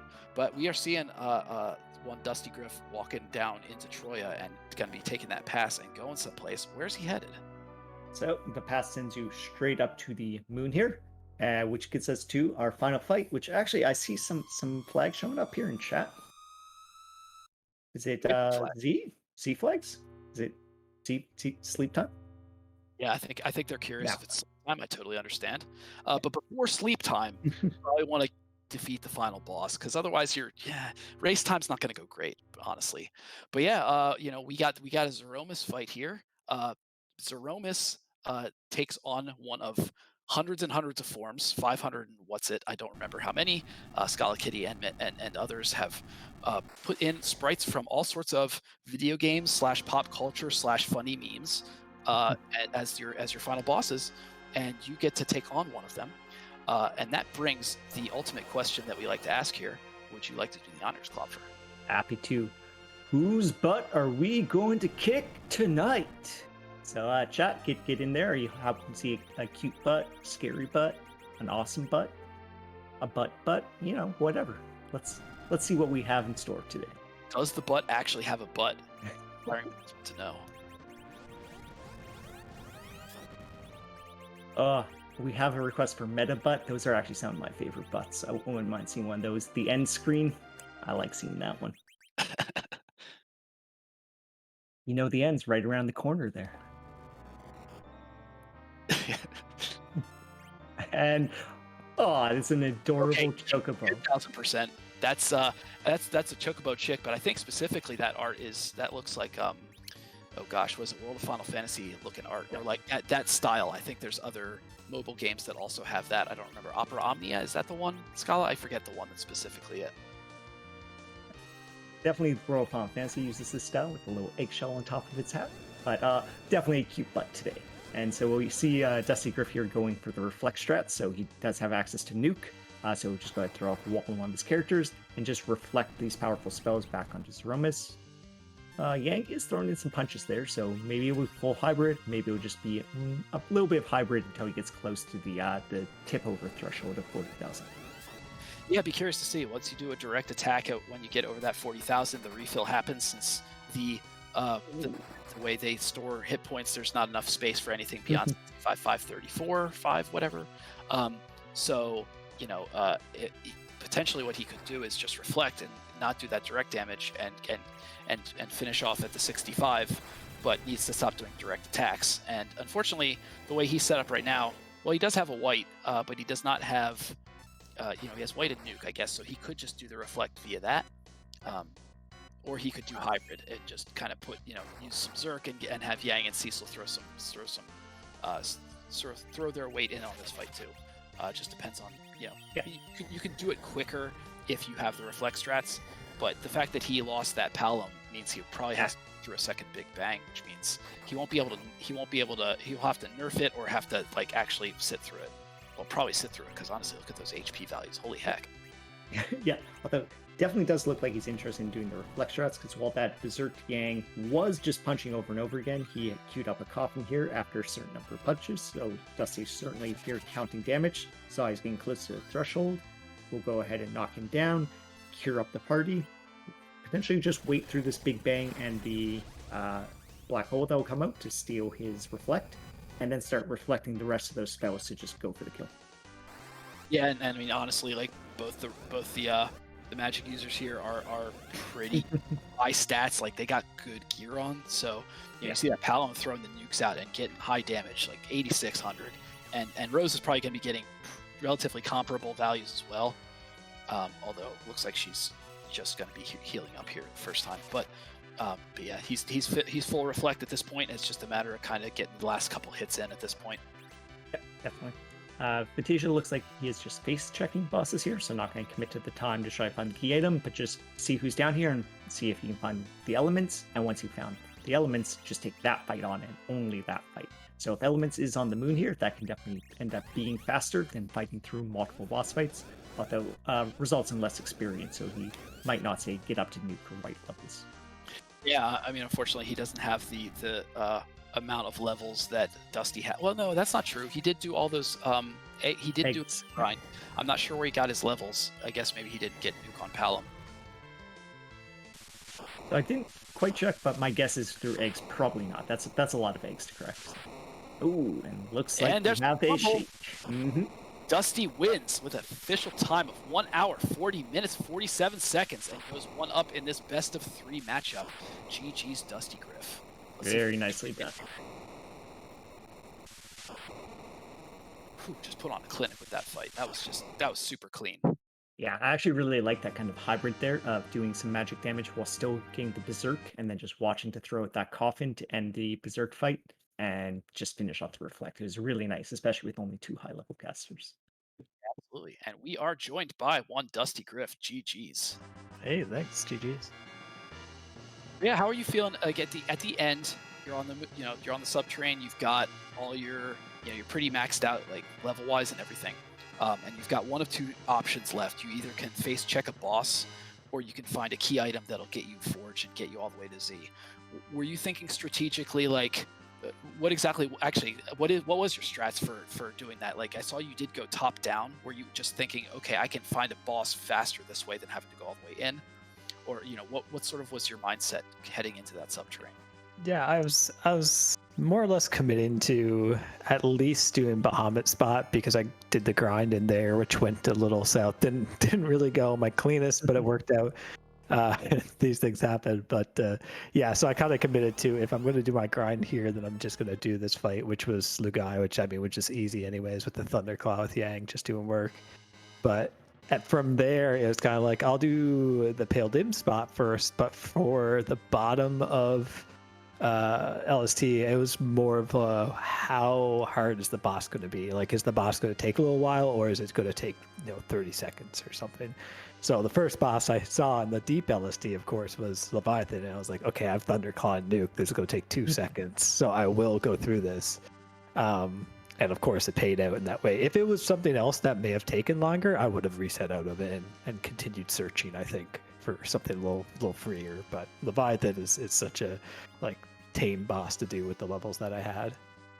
Yeah, no, that's totally true, right? You plowed through Leviathan immediately. I just saw Vitasia check Crystal Altar, and that had Gauntlet. So probably not going to do it. Yeah, the kind of thing I'm going to be resetting out of too. Yeah. Exactly. Yeah, and Vitasia's now doing the face checking, which is honestly, I was curious, like if you were just gonna bounce off of bosses, or if you were just gonna do the easy ones and see if you get that item. I think probably having that pass made that answer a little bit easier for you, though. Yeah, it was nice. It was good because I had it out either way in terms of if it was adamant, I have the pass and it's pretty quick. Obviously, if it's elements, if it's even faster because I just fight it and then go. But it was more or less just what's fast right now and what's going to take a while, because rather than check every single thing, it's if I can take 20 seconds to get through a boss, I'll take it. Actually, what's kind of, I guess, your thought behind doing all the grinding you did there? Was that so all bosses you could be like, I can probably get these done in 20 seconds? Was it kind of your gear set you up to be like, I just need my mages to be powerful? Was there one key thing that kind of triggered you to be like, I'm grinding and I'll grind a lot?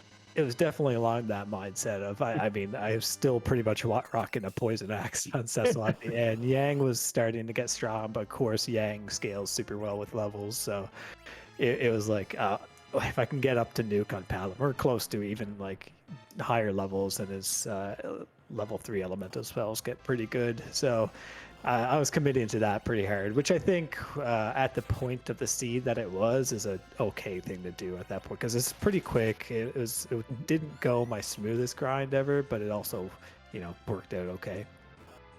Yeah, I hope that you did get that Palom instead of that Rydia, because Rydia, that's gonna take a month. Yeah. Rydia can be super good at times on this flag set, and I actually kicked myself a little bit for getting rid of the Rydia because I had a Dragon Whip, which is super nice for doing quick grinds, but there's a million other options in the seed between Artemis arrows and coffins, so it really didn't matter. 10,000 Dragon Whips in the seed. Yeah. Two of them, and then there was a third one. Something it's just, okay. I guess you want me to have a Rydia here, although no summons to be really all that helpful. I never saw Sylph. I guess an Assure was for sale, but whatever. Yeah, I had to rock the Shiva a bunch of times, which you don't see that every seed. So we're all excited. You did Shiva on your side, literally casting the spell, and Vitasia was on back attack Mylon Z at the time and did the same spell. So we got the kind of reverse. Oh wow, that's awesome. It was a nice little visual. Yeah. It's been clipped. I recommend checking it out. I will. Yeah, that's amazing. But yeah, also, I mean, honestly, you played like tremendously efficiently, which is kind of your MO. There weren't too many mistakes that you made, very small, minor things. But like, take me through really quickly. You did Dwarf Castle, and the first boss was Mist Dragon, which takes a minute. And obviously you're super incentivized to do that because Mist Dragon. But second boss was that Wyvern, and you had Tella in the middle, and that spot's kind of low agility. But like, were you at all phased when you saw that Wyvern? Like, okay, I could just do my run buffer, throw down my Star Veil, and I'm good. Like, what does that do? Does that get you like, kind of like freaking out a little bit that what happens when I wipe I here? actually felt better than usual when that happens this time around, because of the first spot is pretty low agility, but the second spot has a surprising decent amount of agility. So when you get Wyvern in that second spot is when it's really scary, because a lot of times I'll do that where I'll throw, the 20 agility person in the center and then just steamroll the first spot, but then you get, destroyed by Wyvern in the second spot or whatever. Even in this case, it may not have turned out so bad because Cecil just straight up lived through nuke, and I'm assuming Yang would have been able to as well, depending on the rolls that we got. So it's not super scary, but it is a little scary if I was lower levels and whatnot. I was scared for a second because I was like, I'll probably get off one Star Veil, but I don't know if I'll get off anything else here, which I did, and that's okay. But Cecil survived anyway. Took the hit, and it was only like 1100, and he had like 1300 HP or whatever. Exactly, yeah, which was really nice to see. It's like, okay, because when sometimes you feel like you might as well just wipe the Wyvern if you're just gonna have one person left alive, because it's really hard to recover from that. In that spot, not so bad, since you can technically live through some of the nukes, but yeah, a lot of times it's just real troublesome. But with two people up, it was more or less straightforward.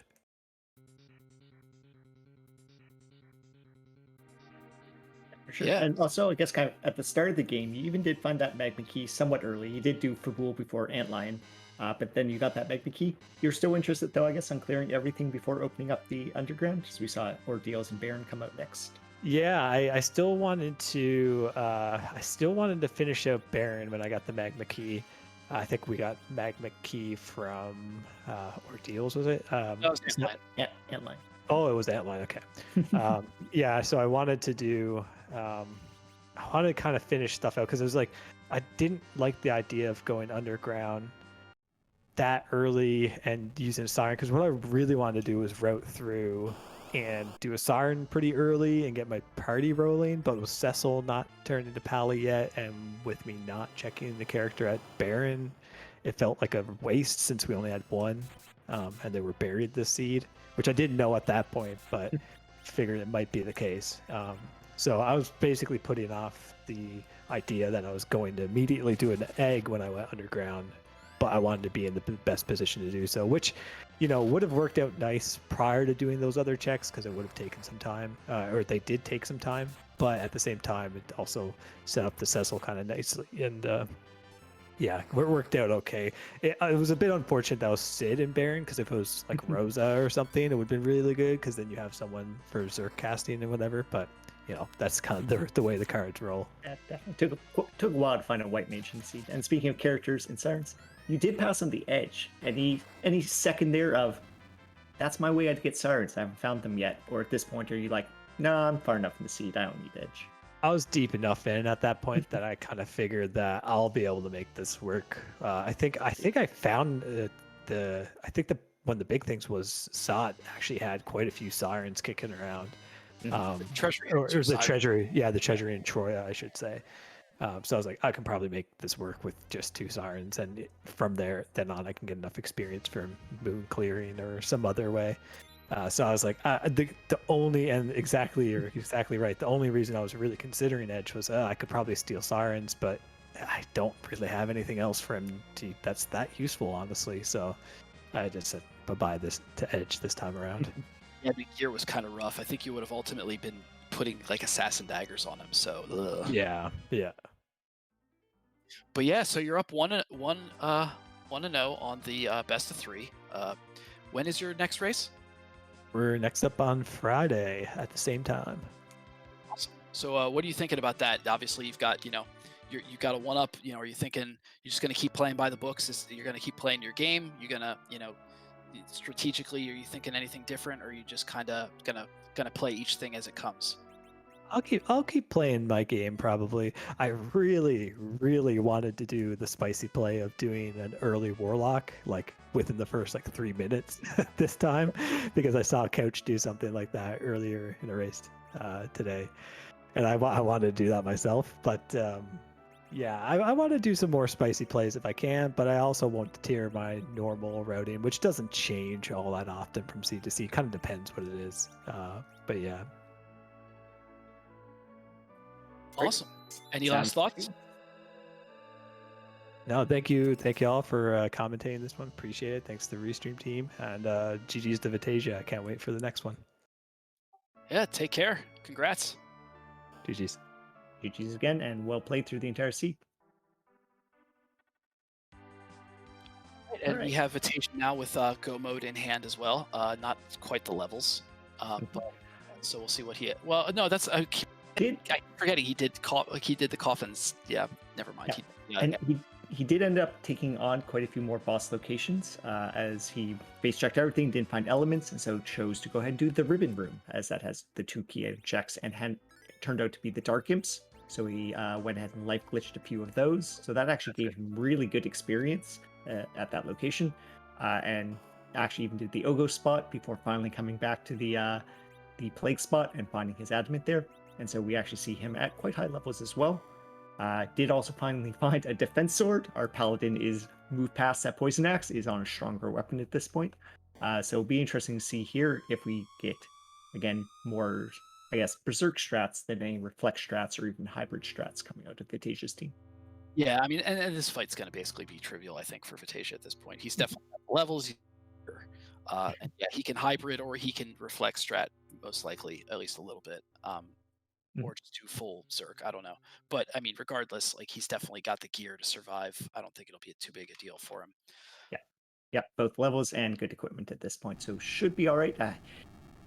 I never want to say easy. Zeromus is always a little scary, even when you're the best equipped.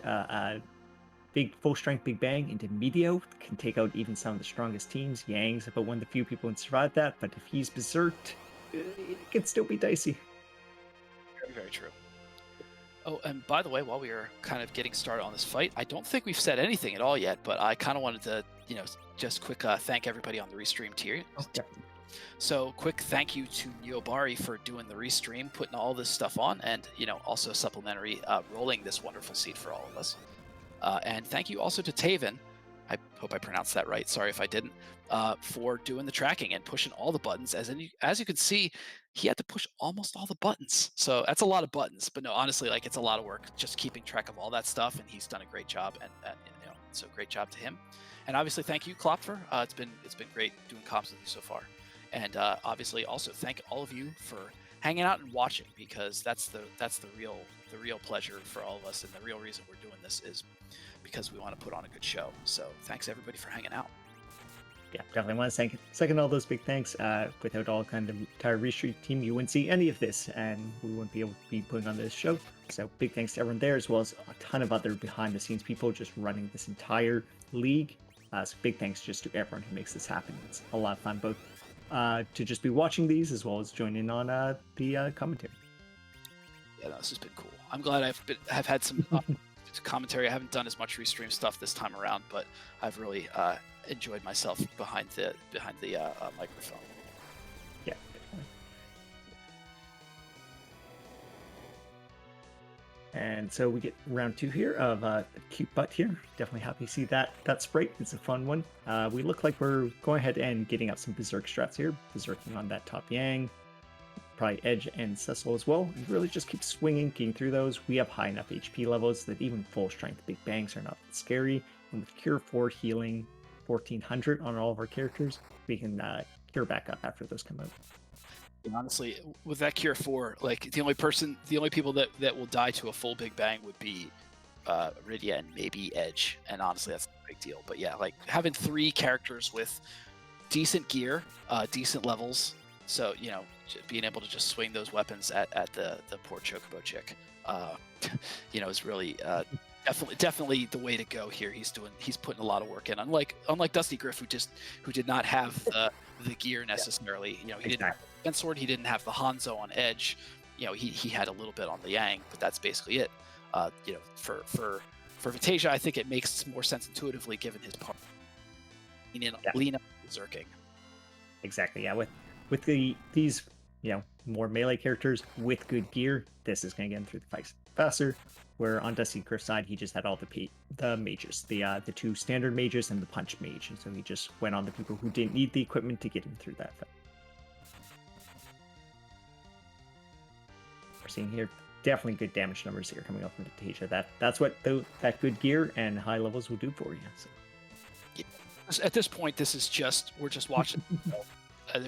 There's basically no way he can die. Even Big Bang Rocks, I don't think would do anything because when you've got that Yang and Cecil with that much HP, forget about it. So yeah, exactly. It should be a pretty quick and done kind of situation. So yeah, Vitasia does come in second here, but like he's been playing pretty freaking hard. He came back really well from those wipes, and still definitely fought really hard in the seed. So big props to him. Because this has been a tough seed and a long seed. Dusty at an hour 40. That's this is definitely longer in the tooth. These kind of seeds than usual. So he's done a great job, and he still has next game to tie things up again.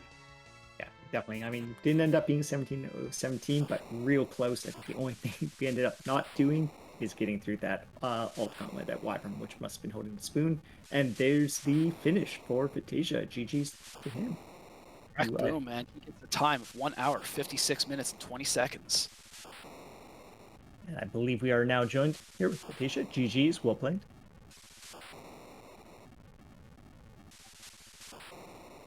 Maybe not. Is in the room. Aren't able to hear you. But yeah, I see it. We're seeing you light up, but I don't hear any sound. Hello? There we go. You're good now. GG's. Hey guys, thanks. That was a real experience there. Definitely. That we were just kind of noting that was a long seed with definitely some rude parts to it. I guess can any thoughts come to your mind on any parts of that seed that really stick out? Yeah, as soon as I took the back-to-back wipes between, spending all that time on D-Mist and then wiping to Wyvern right there, and then climbing all the way up tower and wiping on tower for the evil wall just because I didn't have the damage to put out. At that point, I knew I was behind. So I tried to prioritize doing things a little bit, still as efficient as I could, but maybe something that was out of the way. I did want to face check bosses, just hoping at all hope I could dodge doing a bunch of bosses. I had done an interesting little I did my grind before I went to the moon, so that I could save have a save outside Bahamut's, have a save outside the Crystal Tower, have a save outside the Crystal Altar, and then a save in the basement. So all 4 of my save files were the same level, just kind of in different spots on the moon, so that I could, I would face check the bosses, and for example, if it wasn't in the basement there, I would have reset out and then gone to the Crystal Sword Altar, and then if it wasn't there, I would have reset and done that because I already had my levels. But turns out I beat all the bosses there, and instead of resetting out, I got the adamant, so I just power overwhelmed a bit. Yeah, we never did find where the actual objective boss, the elements were. I don't know if I think everything had been checked on the moon, so it really came down to the King Queen Evelyn spot, package, or giant. So ultimately, doing everything on the moon the way you did was the way to go, and face checking wouldn't have gotten you what you needed anyway. And thankfully, the only boss you didn't complete didn't have value either, which was that the gauntlet. Because yeah, that gauntlet looked disgusting.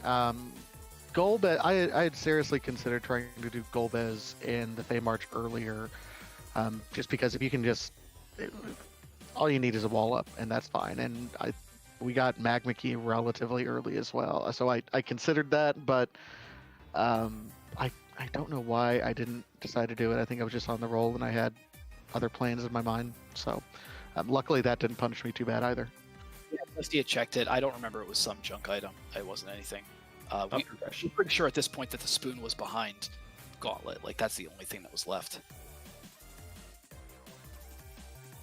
Yeah, I was absolutely amazed because I didn't feel very good going through the entire race, and I could just feel, Dusty has a reputation, and it's a well-earned reputation of being a fantastic runner. So when it gets to an hour 30 and I still didn't see a Dusty dot done yet, I was like, what's going on here? Something really rude must have happened. So I just kept plugging along until, by the time I had solved the puzzle, then everything had come to an end. But GG's to Dusty. He's always been a fantastic runner. I watch his streams to figure out what I can be doing better. So I'm really looking forward to watching this one back. And yeah, we'll see rematch on Friday. Yeah, I'm looking forward to it. It's exciting. Honestly, I will say, I'm not, trying to kiss your butt or anything, but like other than those 2 wipes, and those were they were tough and they suck, but like those were both gross bosses and gross spots, and like I could see that happening to literally anybody. But other than those 2 things, like you were neck and neck with Dusty. Like you were exchanging leads like the whole beginning of that, and even after that, like you definitely made up a lot of that time. You were playing really efficiently. I feel like I have not really paid enough attention to how good you have gotten, because you've gotten way better, and I'm definitely going to keep an eye on you from here on, because you're continuing to rock, and Dusty is not going to be looking past you at all, because you're gonna play hard for him on Friday, and I'm looking forward to it. So best luck on game 2, and hopefully you can tie things up. Oh, I appreciate that. And that just gave me like feel good vibe tingles all up and down my back. Thank you so much. You bet. But yeah, I mean, do you think you're gonna, in game 2, you're gonna retool anything? You think you're just gonna kind of play the way you did, kind of stick to the usual meta? Like, how are you feeling, I guess, for game 2? So Dusty's style is to play. I'm not going to say conservative, but it's a very standard. Like you can tell the logic, and he always makes the high percent plays, and that's fine. I like to play, and my style has always been a little bit more aggressive. Like I'll play something a little bit more low percent, just on the off chance that something works out. So, kind of contrasting styles, and I think we're both just going to play our own game, and let that play out as it is, because I'm sure it's entertaining to watch at this point in time, because we do have not widely varying but significant differences in kind of our preferred playstyle. Yeah, I mean, and that definitely benefits you. Like if you played the same game as Dusty, like he's so hyper efficient that's like actually way tougher for you probably. So the fact that you actually have like divergence and you have a different kind of strategy gives you a way better shot, I think, of taking on a behemoth like Dusty, and makes anything possible. Obviously, I think that logic benefited you in your last series against Moonblaze Wolf. So I think yeah, continuing that strategy is definitely going to benefit you against a lot of these higher end, high end, very seasoned runners. So yeah, I think that's a good play. And honestly, I wish you all the best of luck. I think it's going to be a great race Friday, and I'm super hyped about it. So yeah. Awesome. Thanks so much, guys. Thank you both, Neobari on the restream, Taven for the tracking, and then Ground Flyer and Icopler. I'm really, like I said, I'm really looking forward to watching this one back, and just not only studying the game, but I get to listen to you guys, because you two are some of the best. So. Oh heck, thank you so much. But yeah, GG's, and good luck next time. Thanks all. Nonetheless, big GG's to Vitasia there. Definitely put on a really good race for us there. Real close there with Dusty. And it was just a lot of fun to watch. Definitely excited to see that round 2 later this week. For this, though, I think we are done for today. Again, big thanks to everyone on the Restream team here.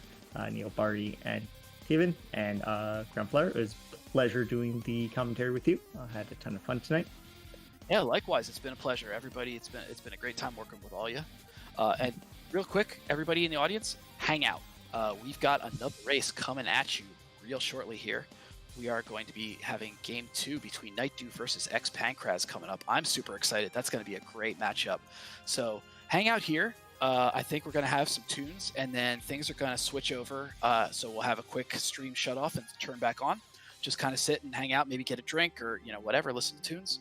But don't go anywhere. If you want some more free enterprise action, it's coming your way. So stay tuned, and I'm looking forward to some more action. So have a Thanks, everyone, for joining us tonight, and stay tuned and enjoy the next race. Thanks. take care.